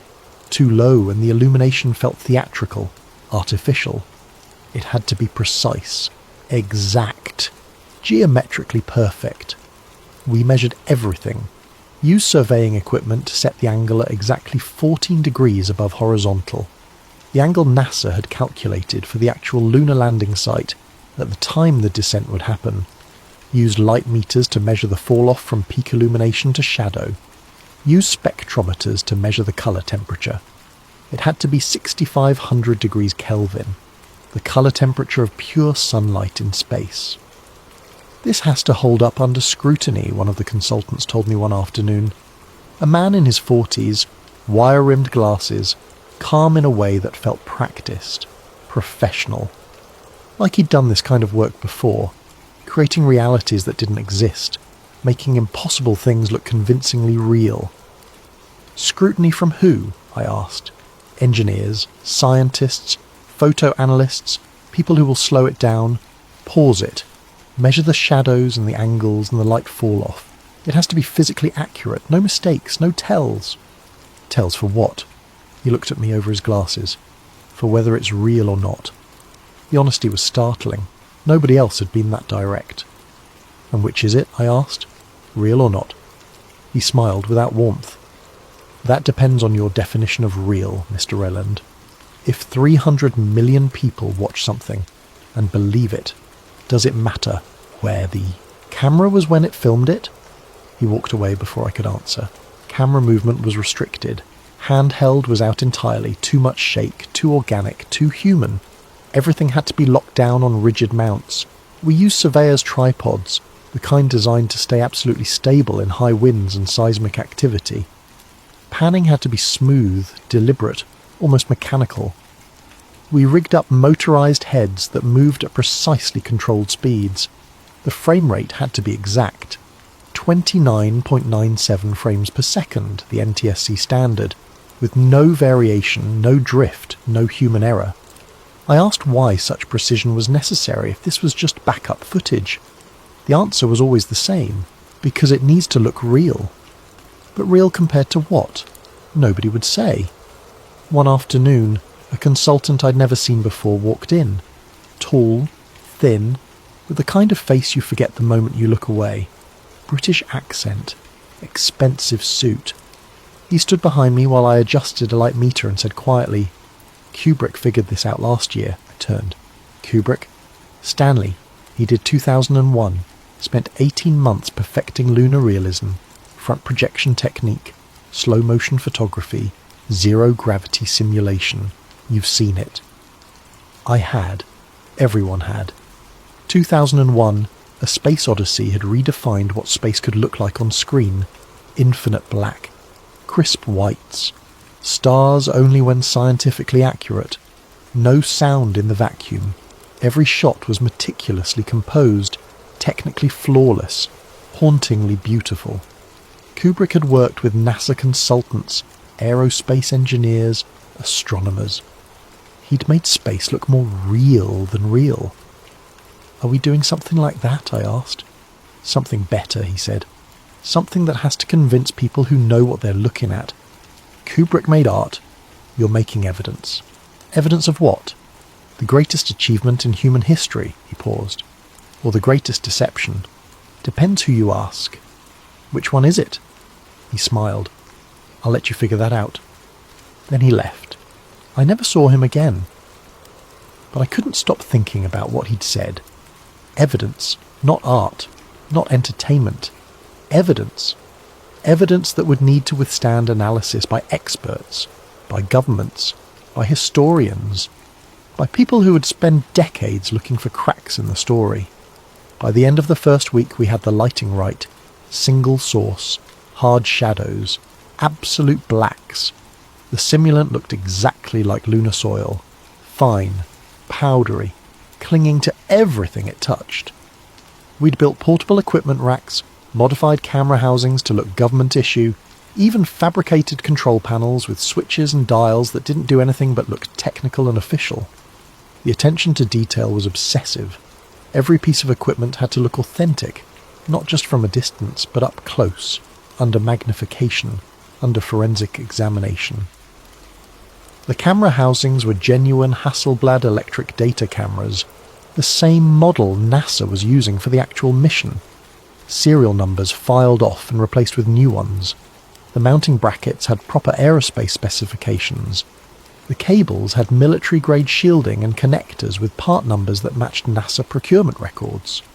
One technician spent an entire day aging equipment, making new things look used, scratching pristine surfaces with steel wool and sandpaper, adding wear patterns to handles, creating impact marks consistent with equipment that had been handled in training, creating the visual history of equipment that had supposedly travelled through space and been used in vacuum chambers and drop tests and everything else NASA equipment went through. Why does it matter? I asked him. No one's going to see these details. The broadcast resolution is terrible. He looked at me like I was an idiot. Today's broadcast resolution is terrible, but film doesn't degrade. 30 years from now, someone's going to digitise this footage at high resolution. 50 years from now, they'll enhance it with computers we can't even imagine yet. Every detail has to be right. One wrong thing, one screw that doesn't match NASA specifications, one cable that looks too new, one piece of equipment with the wrong part number, and the whole thing falls apart. He was right, of course, and years later, that's exactly what happened. People started analysing the footage with computers, enhancing shadows, measuring angles, comparing equipment to known NASA specifications, looking for the one mistake that would prove it was fake. They never found it, because we never made one. It was a stage, but it was the most precise, technically accurate stage ever built. Every element considered, every detail perfected, nothing left to chance. The second week brought new challenges. We had to create realistic shadows on uneven terrain, had to make the simulant look natural under harsh lighting, had to build background features, distant hills, crater rims, that would look convincing from multiple angles and match NASA's own photographs of the actual landing site.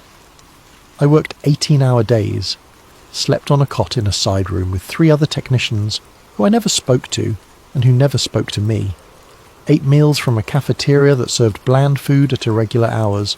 The facility ran 24 hours a day, shift workers coming and going, armed guards at every entrance, everyone focused, everyone silent, nobody asking questions they didn't need answered. At night, when I couldn't sleep, I'd walk through the empty soundstage. Just me and the grey dust and the massive lighting rigs hanging overhead like mechanical constellations. The simulant crunched under my feet exactly like I imagined lunar soil would crunch. The black curtains absorbed every sound. It felt like being inside a vacuum, inside nothing, inside the cold void of space itself. And I'd think, this is what the moon looks like. This is what absence feels like. This is the void we're trying to convince people we conquered. And maybe we did conquer it. Maybe Armstrong and Aldrin really were preparing to land on the moon in 6 months. Maybe this was just insurance, just backup footage in case the cameras failed or the transmission degraded or something went wrong. But the more I worked, the more I realised this wasn't backup footage. This was the footage. This was what the world was going to see, because it was too perfect to be anything else. Chapter 4. The astronaut stand-ins. 2 weeks into the project, the actors arrived. Except nobody called them actors. Nobody called them anything. They were just the crew, or the subjects, or sometimes just them. 3 men, all over 6 feet tall.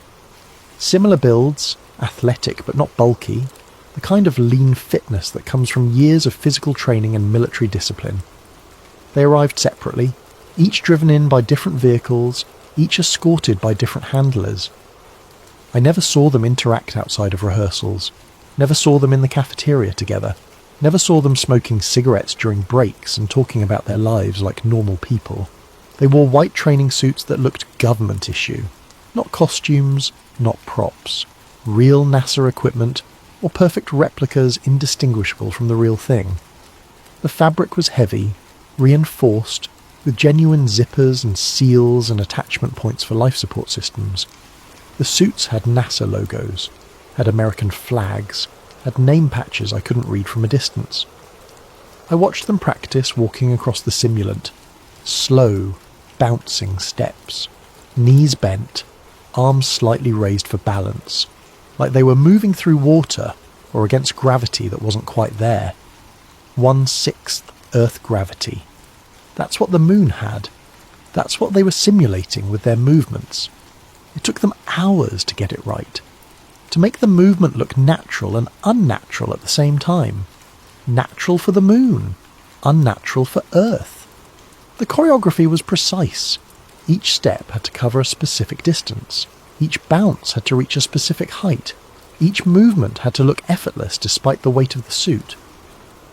One of them had a voice I recognised. Deep, measured, calm. The kind of voice that sounded like it was always in control, always thinking 3 steps ahead, never panicking no matter what happened. I'd heard it on television, test pilot interviews, NASA press briefings, news footage of astronauts describing their training with quiet confidence and technical precision. It sounded exactly like Neil Armstrong. Not similar, not close. Exact. The same timbre, the same cadence, the same slight Midwestern flatness in the vowels. If I closed my eyes, I would have sworn it was Armstrong himself. Another matched Buzz Aldrin's build and posture. Stockier, shoulders back, military precision in every step. He moved like a man who'd spent his life following orders and executing them perfectly. A man who treated every task like a mission briefing and every movement like a tactical maneuver. The third I couldn't place. Taller, quieter. He spoke less, moved with more caution, like he was still figuring out how to walk in the suit. Later, I realised he was probably the stand-in for Collins, who wouldn't be on the surface anyway. He was there for completeness, for wide shots, for scenes that might need 3 figures visible. They wore helmets during most of the rehearsals, visors down, reflective gold coating that made it impossible to see their faces. I never saw their full faces clearly, not once in 6 weeks of working together. When they spoke to each other, it was clipped, minimal, technical. Radio protocol. Check. Copy. Affirmative. Adjusting angle 3 degrees. Roger that. Like they were actually in space. Like they were actually on the moon. Like the warehouse in California didn't exist and only the mission mattered. Someone, a director maybe, though no one used that title, would call out instructions from behind the camera. Slower. Lighter. Remember the weight differential. You're carrying 60 pounds of equipment in 1/6 gravity. That's 10 pounds effective. Move like it. They'd adjust. Try again. Get it right. Move like men walking on the moon. They practice planting the flag. Practice collecting samples. Practice setting up scientific equipment. Every movement was choreographed, timed, perfected. They'd run through sequences 30, 40, 50 times, until the movements looked natural, until they could do them without thinking, until it looked exactly like what NASA said would happen on the moon. I watched them work for hours, days, the way they bent to pick up rocks, careful, controlled, the suit restricting their movement, the way they manipulated tools with gloved hands, awkward, requiring focus, every action harder than it looked. The way they communicated with each other using minimal words and maximum efficiency. Decades of military training distilled into perfect cooperation. It was mesmerising, unnatural, like watching men pretend to be something they weren't while simultaneously being exactly what they were pretending to be. One afternoon, during a break, I stood near one of them, the one who sounded like Armstrong. He was adjusting his helmet seal, checking the collar connection with practiced movements. I could see part of his face through the visor, weathered skin, crow's feet around the eyes, the look of someone who'd spent time in cockpits and wind tunnels and pressure chambers. Someone who'd been to the edge of space even if he'd never made it to the moon. "How's it going?" I asked. He looked at me, didn't speak for a moment, just studied me with pale blue eyes that had seen things I couldn't imagine. Then, "Feels real." "Yeah?" "More real than you'd think. After enough practice, your body believes it. Your brain believes it. You stop thinking about the warehouse. You start thinking about the mission. The mission? Landing on the moon." He said it simply, factually, like it was already true. I wanted to ask what he meant. Wanted to ask who he was, where he'd come from, whether he'd ever actually been to space, whether this was his mission or someone else's. But something in his eyes stopped me. A warning. A boundary that I'd cross at my own risk. "Good," I said. He nodded and walked away, moving in that strange bouncing gait, even though he was on solid earth ground, like he'd internalized the moon's gravity so thoroughly he couldn't shake it anymore. Later that week, they practiced the descent, walking down a ladder we'd built to NASA specifications, 9 rungs, each one exactly as specified in the technical documentation. Each step timed. The rhythm had to match Armstrong's heartbeat during the real descent. We had medical data, telemetry from simulation runs, biometric information from training sessions. Everything calculated down to the second. The director, if that's what he was, would call out corrections. Slower on rung 5. Pause before the last step.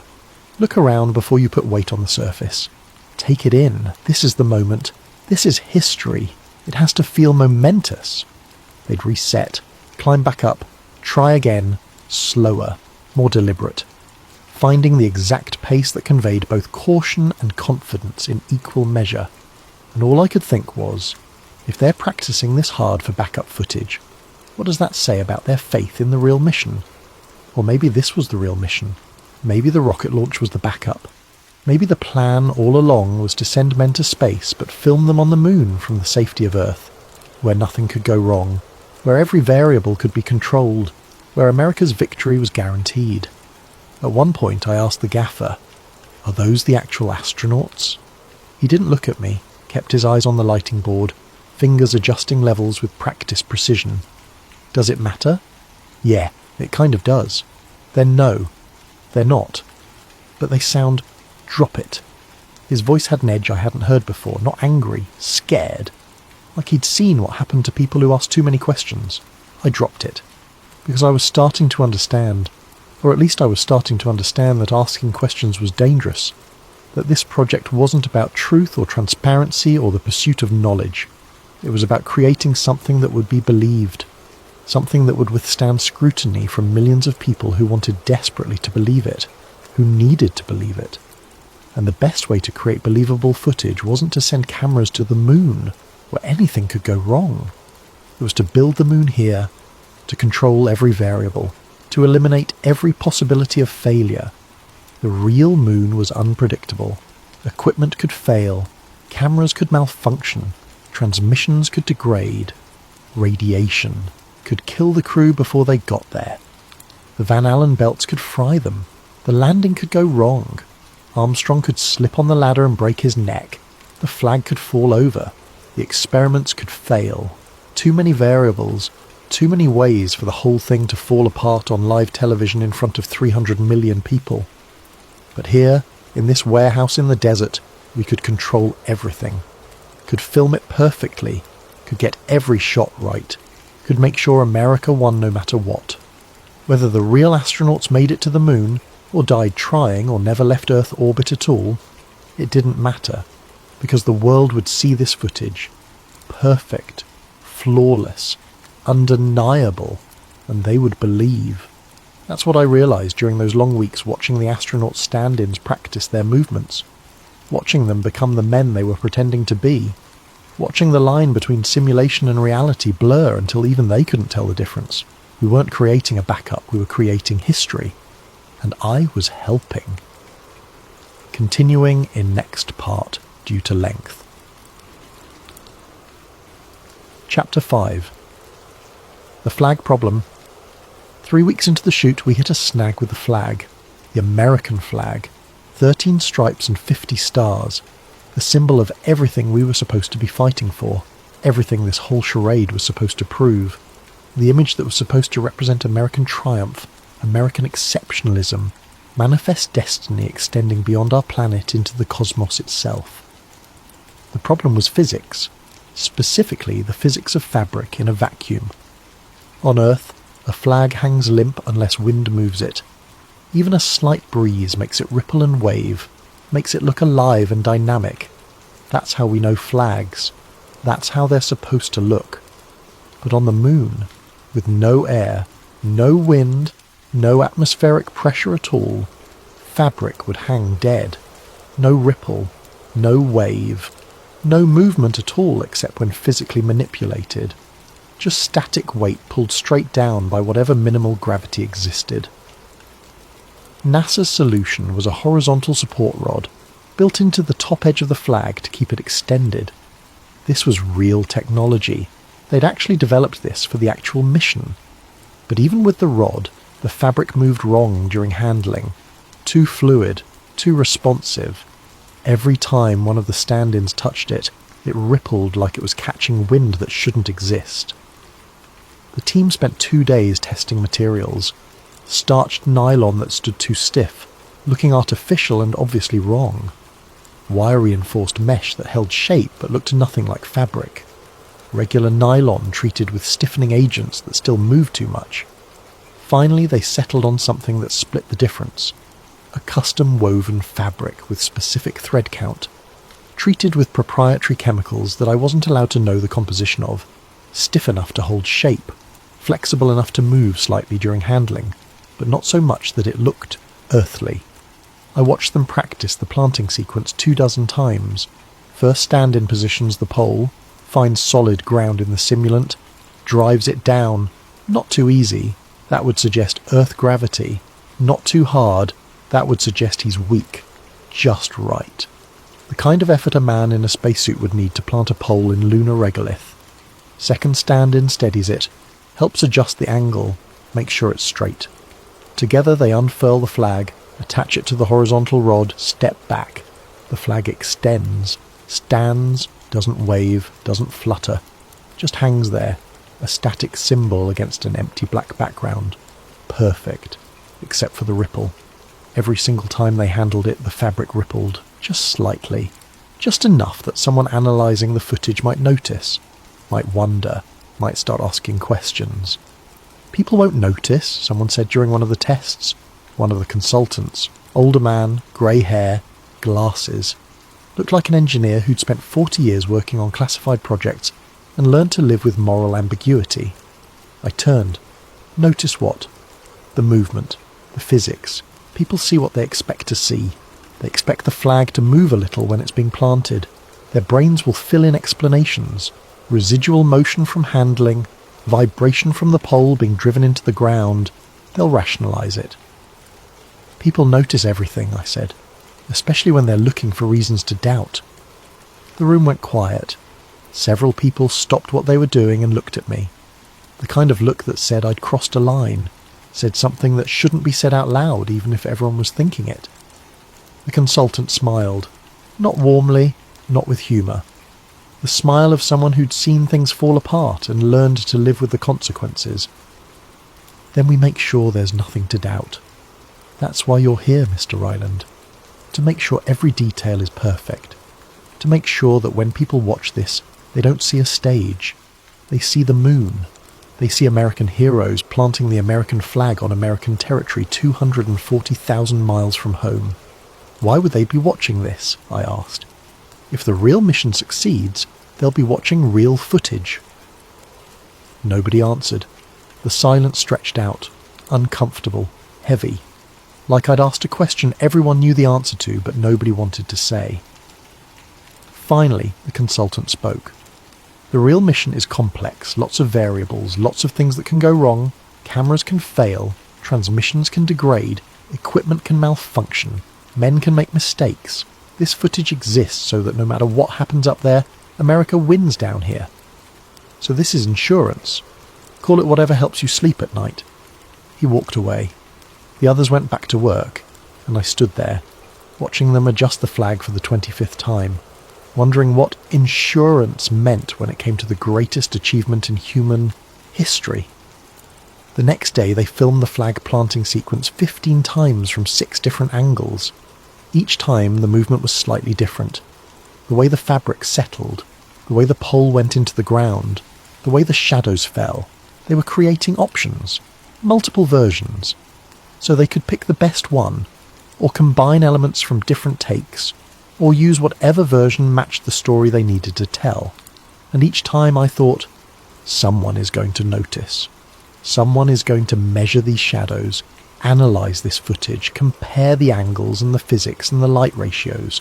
Someone is going to freeze frame it and enhance it and study it pixel by pixel, looking for evidence. Someone is going to know this isn't real. But maybe that was the point. Maybe it didn't matter if a few people knew, as long as most people believed, as long as the official story held, as long as America won in the court of public opinion. Maybe truth didn't matter as much as belief. Maybe belief was the only truth that counted. Chapter 6, July 16th, 1969. Apollo 11 launched on a Wednesday morning at 9:32 am Eastern Time. I watched it on television from my apartment, same as 300 million other people around the world. The Saturn V rocket rose on a column of fire and smoke, slow at first, impossibly slow for something so powerful, then faster, punching through clouds into the black beyond. It was glorious, terrifying, real. The coverage was continuous. Every network. Walter Cronkite on CBS, his voice catching with emotion as the rocket cleared the tower. Reporters at Cape Kennedy describing the sound, the fury, the raw power of 3,600 tons of thrust, pushing 3 men toward the moon. I believed it. In that moment, watching that massive machine carry Armstrong and Aldrin and Collins toward the impossible, I believed every single thing NASA had ever told us. I believed in American ingenuity and courage and the audacity of reaching beyond our world. But as I watched, I couldn't shake the feeling of overlap. The angles, the framing, the way the camera panned to follow the rocket's ascent. I'd seen this before. Not this exact footage, but something close. Something we'd rehearsed. We'd practiced filming a rocket launch. Not with an actual rocket, obviously, but with the camera movements, the pacing, the timing, getting the coverage right. And now here it was, live, real, but somehow familiar. That night, the phone rang again. Mr. Ryland, same voice, same cold precision. The man who'd recruited me 3 months ago. We may need additional pickup shots. Pickup shots of what? The mission just launched. Details, close-ups, contingency footage. Contingency for what? That's not your concern. Be ready to return to the facility on short notice. When? You'll be notified. Keep your credential with you at all times. Click. I sat there, staring at the television. Live coverage from Cape Kennedy. Mission control in Houston, tracking telemetry. Everything nominal, everything on schedule. Armstrong, Aldrin and Collins in translunar injection. Heading for the moon on a trajectory calculated to perfect precision. And somewhere in a facility I couldn't name, in a desert I couldn't identify, footage already existed of what was supposed to happen 4 days from now. The call came 3 days later, Sunday morning, before dawn. Mr. Ryland, a car will be outside your building in 30 minutes. Bring your credential. Why? The line went dead. I got dressed, splashed water on my face, made coffee I didn't drink. Waited by the window watching the street. The sedan arrived exactly on time. Same driver, same sunglasses, same silence. We drove to the facility, same route, same guards, same building 4. 19 sitting in the desert like it had always been there and always would be. Inside, the soundstage was lit and active. People working, cameras rolling. The astronauts' stand-ins were already there, suited up, practicing movements. What's happening? I asked. The director, or whatever he was, looked up from his notes. The lunar module separation happens tomorrow. The landing attempt is Tuesday. We need to be ready in case the broadcast feed fails, in case something goes wrong with the transmission, in case the camera on the well malfunctions. You think it will? I think we've spent too much money on this project to leave anything to chance. We film everything. We get every shot right. And if NASA needs it, they have it. And if NASA doesn't need it? He looked at me. Then it gets locked in a vault and classified for 75 years. Either way, you get paid and you never talk about it. Those are the only 2 options available to you. I understood. I'd always understood. But hearing it said out loud made it real in a way it hadn't been before.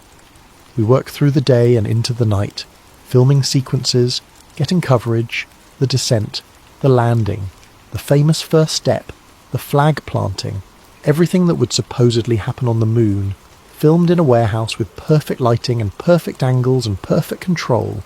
By midnight, we'd filmed 6 hours of footage, every shot perfect, every detail right, ready to be broadcast as history, or ready to be buried as the greatest secret ever kept. I didn't know which it would be, but 48 hours later, I found out. Chapter 7. The Broadcast, July 20th. Sunday. Evening. The Eagle landed at 20:02 Universal Time. 4:02 in the afternoon, Eastern Standard Time, 1:02 in the afternoon in Los Angeles. I sat in my apartment with the lights off and the curtains closed, watching the broadcast on the black and white television set I'd owned since college. The image was grainy, low resolution, ghostly, scanning lines visible, picture quality terrible, but good enough to see a white figure descending a ladder, good enough to see a boot stepping onto grey dust, good enough to witness what was supposed to be the greatest moment in human history. That's one small step for man, one giant leap for mankind. The voice was clear, crisp, cleaner than it should have been, cleaner than it could have been. Lunar transmission was supposed to be rough, static, dropouts, interference from 240,000 miles of space, radio waves degrading across the void, signal loss from atmospheric interference, communication delays of several seconds between transmission and reception. But this audio sounded like it had been recorded in a studio. No breakup, no distortion, no static. Just Armstrong's voice, calm and measured and perfect, delivering the most famous sentence in human history with practiced precision. I'd heard that voice before, in the warehouse, coming from a man in a spacesuit who moved like Armstrong, talked like Armstrong, was Armstrong in every way except the one that mattered. I recognised the lighting, single source, hard shadows stretching across textured grey terrain at exact angles. The same setup I'd spent 6 weeks building. The same harsh angles calculated to match 14-degree sunlight. The same absolute blacks that came from no atmospheric scattering. The same blinding whites from unfiltered illumination. I recognised the lens distortion, the way the wide-angle Hasselblad glass compressed the background and exaggerated the foreground, the depth of field, the focus points, details I'd argued about with the camera operator for hours, debating whether a 5.6 or V8 would give better apparent depth in the lunar environment. I recognised the way the camera panned. Smooth, mechanical, deliberate, locked on a motorised mount that moved with perfect precision. Not human movement. Not handheld wandering. Perfect mechanical control moving at calculated speed across calculated angles. I recognised the footprints in the dust, the way the soil compressed under weight without scattering, the way each boot print showed perfect tread detail without degradation. The texture we'd tested over and over again. Too dry and it would puff into clouds. Too moist and it wouldn't hold clear impressions. Too coarse and it wouldn't show detail. Too fine and it would cling to everything. We'd added binding agents, microscopic fibres, adjusted the particle size distribution until we got it exactly right, until each footprint looked perfect. Precise edges, clear tread patterns, the visual evidence of human presence in an alien environment. The flag went up. It rippled. Just slightly. Just for a moment. Just enough to suggest movement without suggesting wind. The exact movement we'd practiced. The exact amount of motion that came from handling without looking earthly. I'd watched that sequence filmed from 8 different angles over 3 days. Seen the fabric tested under different lighting conditions. Seen the horizontal rod installed and removed and installed again until the mechanics were invisible. Now here it was, on television, looking exactly the way we'd designed it to look. The camera panned across the lunar surface, smooth, mechanical, locked on the motorised mount I'd helped install. I'd argued with the camera operator about that pan, whether it should be faster or slower, whether it should pause on certain features, whether it should end with the Earth in frame or the horizon or empty black space. We'd settled on a specific duration, a specific arc, exactly 16 seconds from start to finish. Smooth acceleration at the beginning, smooth deceleration at the end. And here it was, 16 seconds, exactly as we'd planned it. And the shadows. The shadows fell at angles I'd calculated using trigonometry and light meters and dozens of test exposures. I'd positioned the lamp at exactly 108 degrees from horizontal. Adjusted the height until the shadows matched the length-to-height ratios we'd derived from NASA's own lunar surface predictions. Created shadows that would satisfy engineers and scientists and photoanalysts who would measure every angle looking for evidence of artificial lighting. They'd find nothing wrong, because I'd made sure there was nothing to find. Nobody watching would notice these details. Nobody watching would pause the footage and measure the angles and run calculations. They were seeing history, watching mankind take its first steps on another world, witnessing the culmination of a decade of effort and billions of dollars and the dreams of an entire nation desperate to believe in something greater than themselves. They were seeing what they wanted to see, what they needed to see, what we'd been hired to create. I sat there in my dark apartment, watching grainy black and white footage of men walking on the moon, and I felt something hollow open up inside me. Not guilt exactly, not shame, more like disconnection. Like I was watching myself become part of something I couldn't fully comprehend and couldn't escape. Like I'd crossed a line I didn't even know existed until I was already on the other side. The broadcast continued. Armstrong and Aldrin collected samples, deployed experiments, spoke to Earth with voices that sounded too clear for 250,000-mile radio transmission. Mission Control responded with perfect timing. No delays, no dropouts, no static. Everything nominal. Everything perfect. Everything exactly as it should be. Too perfect. I'd worked in television long enough to know what degraded transmission looked like, what real long-distance communication sounded like, the pops and clicks and fading, the way voices got swallowed by static, the way video broke up into noise. This had none of that. This sounded like studio recording, like someone in Houston playing back pre-recorded audio synchronized with pre-recorded video, like the whole thing had been filmed weeks ago in a warehouse and was now being broadcast as live footage from the moon.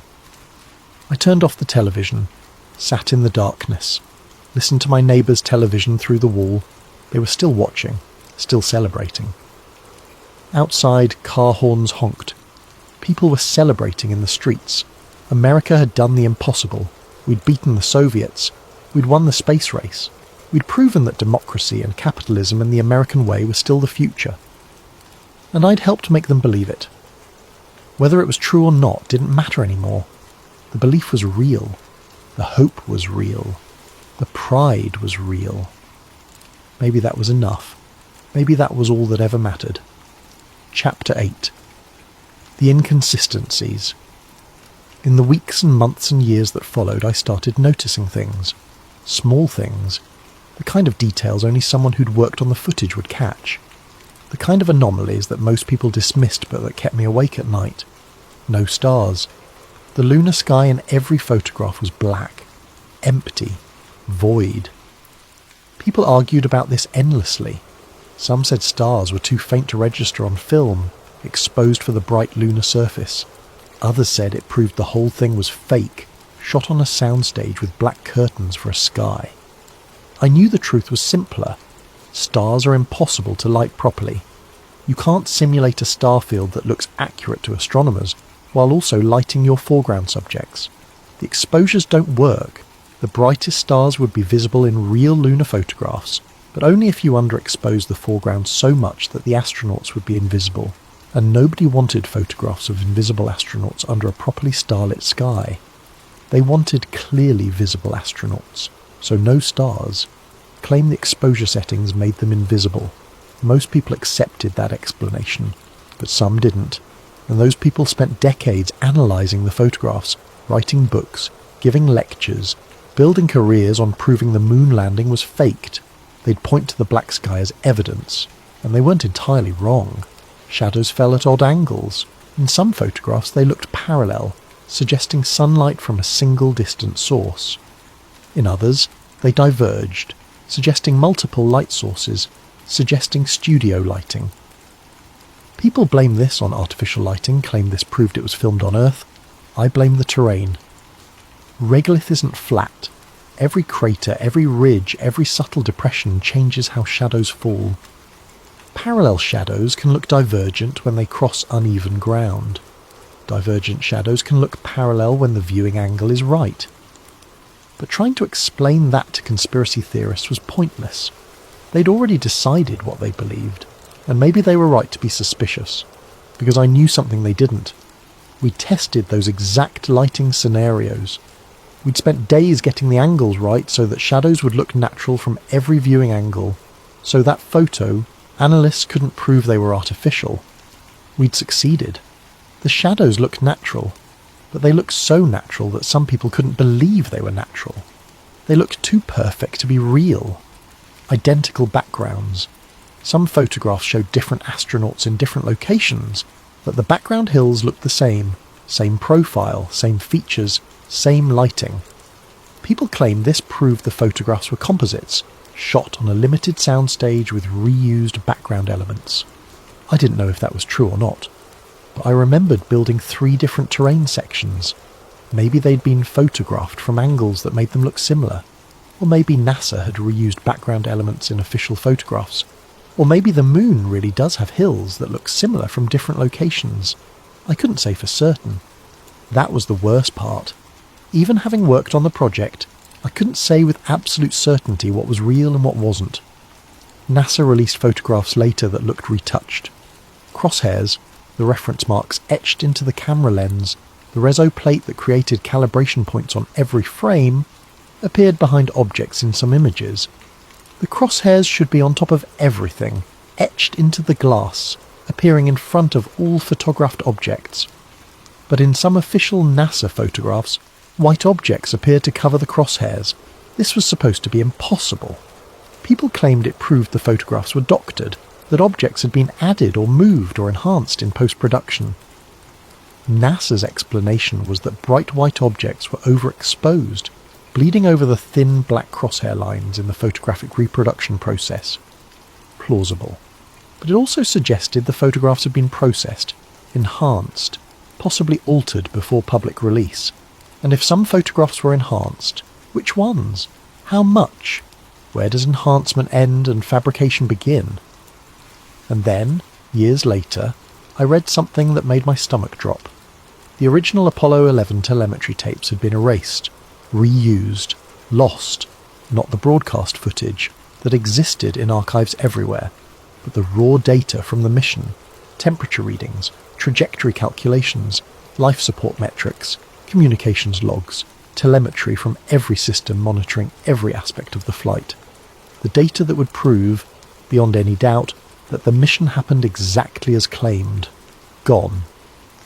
NASA claimed they'd been recorded over during routine data management in the late 70s. Accident. Bureaucratic error. Someone needed tape storage and grabbed the Apollo boxes without checking what was on them.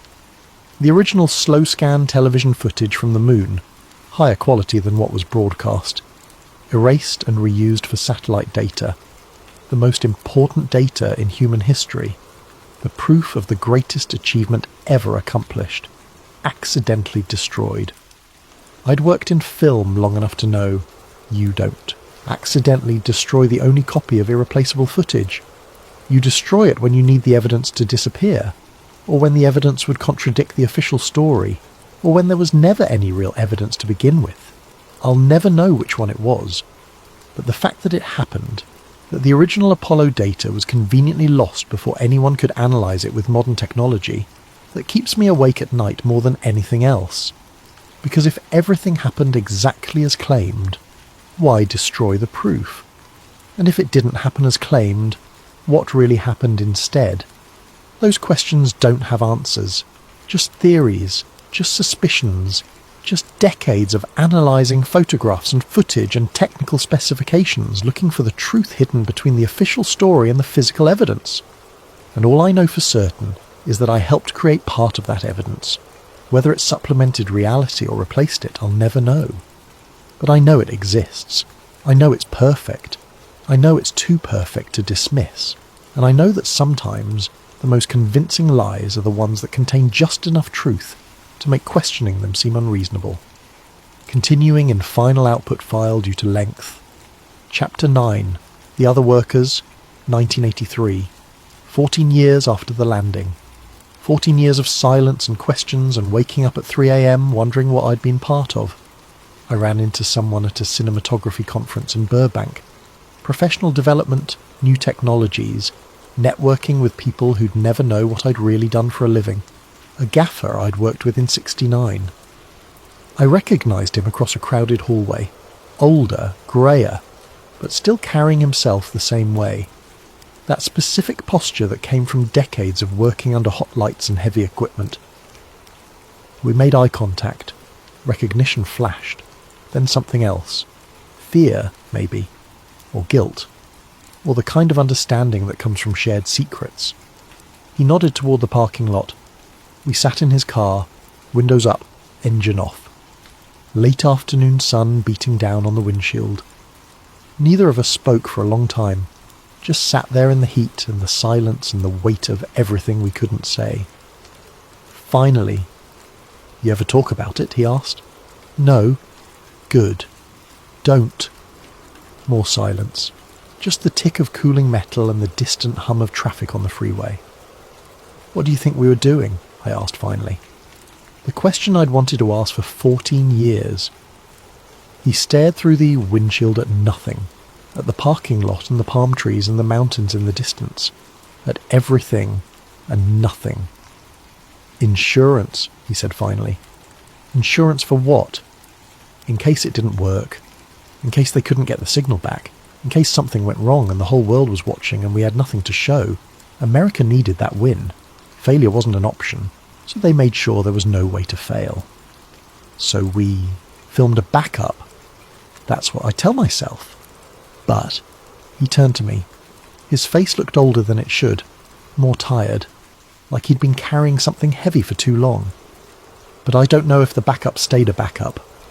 The weight of that hung in the air between us, heavy, suffocating. "The footage I saw on TV," I said quietly. "It looked familiar." "Yeah, too familiar, like shot for shot what we filmed." "Yeah." "You think they used it?" He closed his eyes, rubbed his face. When he spoke again, his voice was barely above a whisper. "I think they needed a win. I think failure wasn't an option. I think maybe they went to the moon, and maybe they didn't. But either way, they needed footage that was perfect. Flawless. Beyond question. And maybe the real thing wasn't good enough. Wasn't good enough? How? Maybe the cameras malfunctioned. Maybe the transmission was too degraded to broadcast. Maybe Armstrong stepped off that ladder and the camera failed and all they got was static. Or maybe..." He stopped. Started again. "Maybe they never made it at all. Maybe there was a problem with the Van Allen radiation. Maybe the LM couldn't land. Maybe they orbited and came back and nobody ever touched the moon. So they used ours? Maybe. Or maybe they mixed them. Real footage from orbit. Our footage from the surface. A combination. Enough truth to make the lies believable. Enough reality to make the fiction feel real." I thought about that. The perfect blend. Truth and fiction so thoroughly mixed that separating them became impossible. "Anyone else from the crew talk?" I asked. "No. Most of them are smart enough to stay quiet. The ones who weren't..." He trailed off. "What happened to them? Heart attacks, car accidents, suicides. Nothing that looked connected. Nothing that would make anyone suspicious. Just the normal mortality rate for middle-aged men in high-stress professions."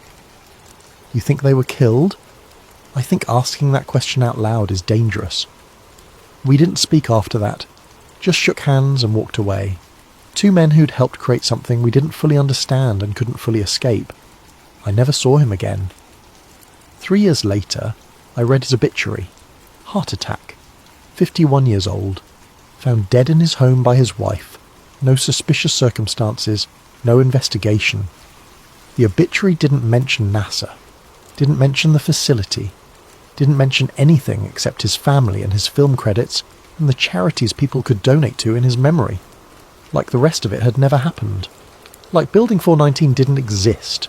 Like we'd never spent 6 weeks building the moon in a warehouse and filming history before it happened.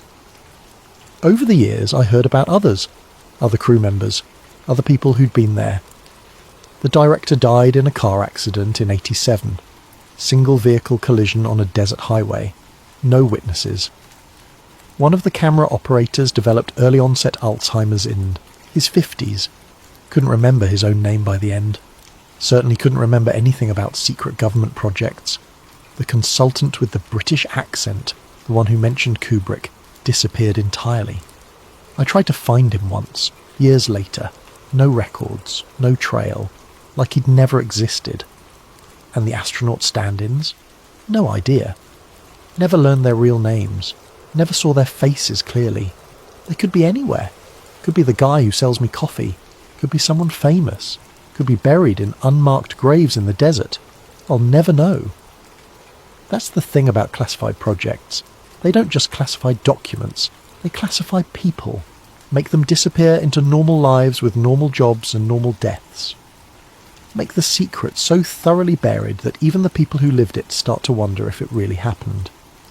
Some nights I wake up convinced the whole thing was a dream, that I imagined Building 419, that the phone call never came, that I never signed those documents or spent 6 weeks lighting a fake moon, or watched footage I helped create get broadcast as the greatest achievement in human history. But then I remember details, specific things, the exact angle of the arc lamp, the serial number on the Hasselblad housing, the way the simulant crunched under my feet, the sound of the astronaut stand-in's voice saying, "Feels real."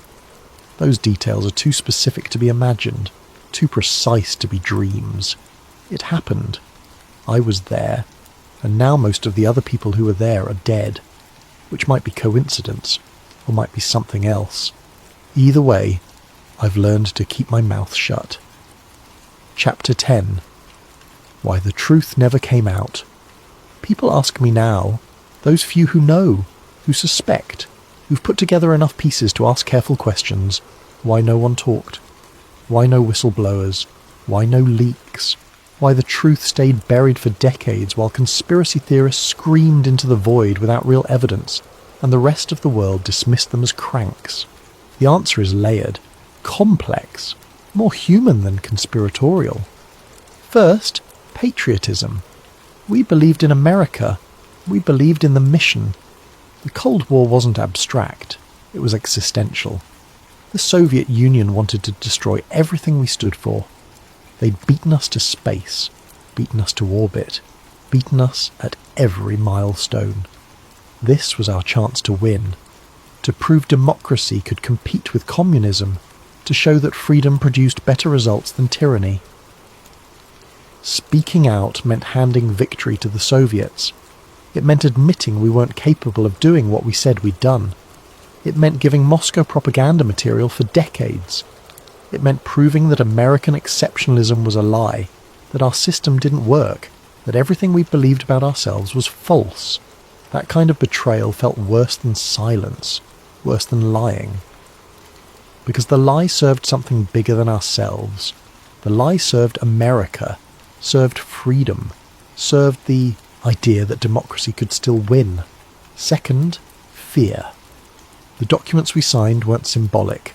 Federal jurisdiction, lifetime non-disclosure agreements, criminal penalties. People who broke those agreements didn't just lose their careers, they disappeared into legal black holes. I heard stories, probably exaggerated, probably apocryphal, but effective nonetheless, of men who'd asked too many questions and ended up in psychiatric facilities, diagnosed with paranoid delusions, of whistleblowers who tried to go public and got arrested on unrelated charges, tax evasion, fraud, things they may or may not have actually done, of people who gave interviews to journalists and then those journalists got visits from federal agents and suddenly the interviews never aired and the story never ran. True or not, the stories worked. They kept us quiet, made us understand that silence wasn't just patriotic, it was survival. Third, complicity. Everyone who worked on it was part of it. Talking meant implicating yourself, admitting you helped fabricate the greatest achievement in human history. Who wants that on their conscience? Who wants to be the person who destroyed the American dream? Who wants to be remembered as the traitor who proved America was no better than the Soviets, that we lied to the world just like they did? We'd all signed the documents. We'd all taken the money. We'd all participated.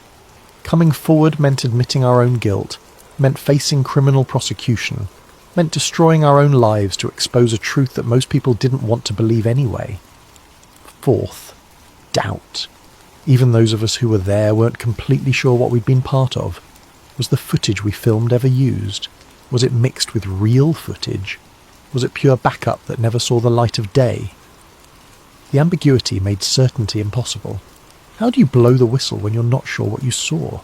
How do you destroy NASA's credibility when you can't prove your own claims? I filmed footage that looked exactly like the moon landing, but I never saw NASA use it, never got confirmation it was broadcast, never had proof beyond my own recognition of lighting and angles and camera movements. What if I was wrong? What if they really did go to the moon and my footage really was just backup? What if I went public and destroyed everything based on a mistaken assumption? The doubt was paralysing, kept us quiet even when we wanted to talk. And finally, the stakes. If the truth came out, if people learned that some or all of the moon landing footage was fabricated, it wouldn't just destroy NASA, it would destroy everything. Trust in government, faith in science, belief in American institutions, the confidence that we can accomplish extraordinary things when we put our minds to it. All of it would crumble. Every subsequent mission would be questioned. Every satellite launch, every shuttle flight, every Mars rover, every piece of space exploration for the next 50 years would be seen as potentially fake. The entire scientific foundation would collapse. And it wouldn't stop with NASA. If the government lied about the moon landing, what else did they lie about? Pearl Harbor, the Kennedy assassination, Vietnam. Everything would be questioned. Trust would evaporate. Society would fracture. The conspiracy theorist would be vindicated. And once you open that door, you can't close it again. The consequences were too catastrophic to contemplate. So we stayed silent, kept the secret, protected the lie that protected everything else.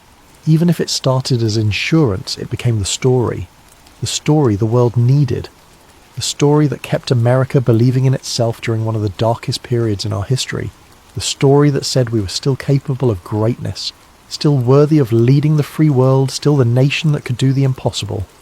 And maybe that's not evil. Maybe that's just survival.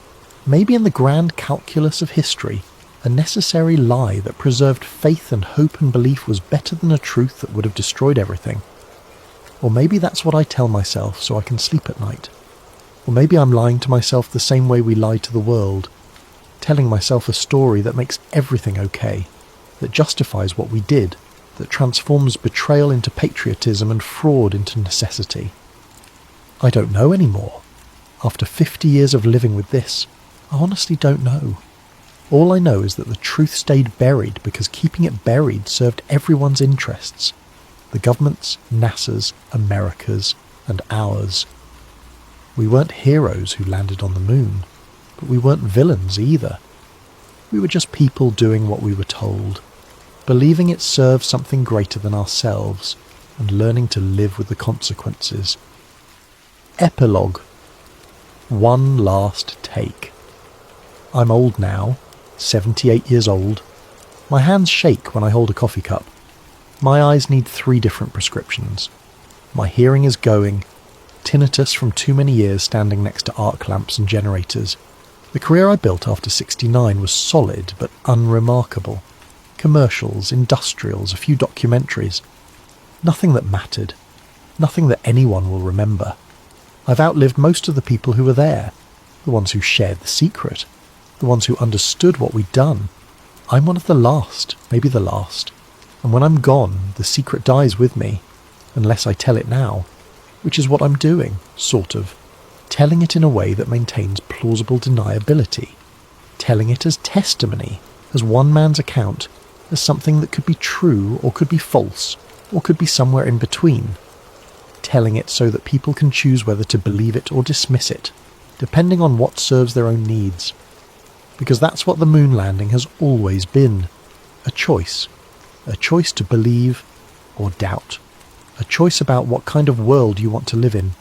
Sometimes I watch the restored Apollo footage on high-definition screens, digital remastering, enhanced resolution, colours corrected, every frame pristine, perfect, timeless. It still looks exactly like what we filmed. I see the lighting angles I set, the shadows I calculated, the careful choreography of men pretending to walk in gravity that wasn't there. The flag I watched them plant 24 times until the movement looked natural, every detail exactly as I remember creating it. But I also see something else. Courage, wonder, The audacity of reaching for something impossible and claiming it anyway. Whether it happened on the moon or in a warehouse doesn't change the fact that we convinced the world we'd done it. We made them believe. We gave them hope. I think about the men who went up in that rocket. Neil Armstrong, Buzz Aldrin, Michael Collins. I believe they went. I believe they orbited the moon. I believe they came home.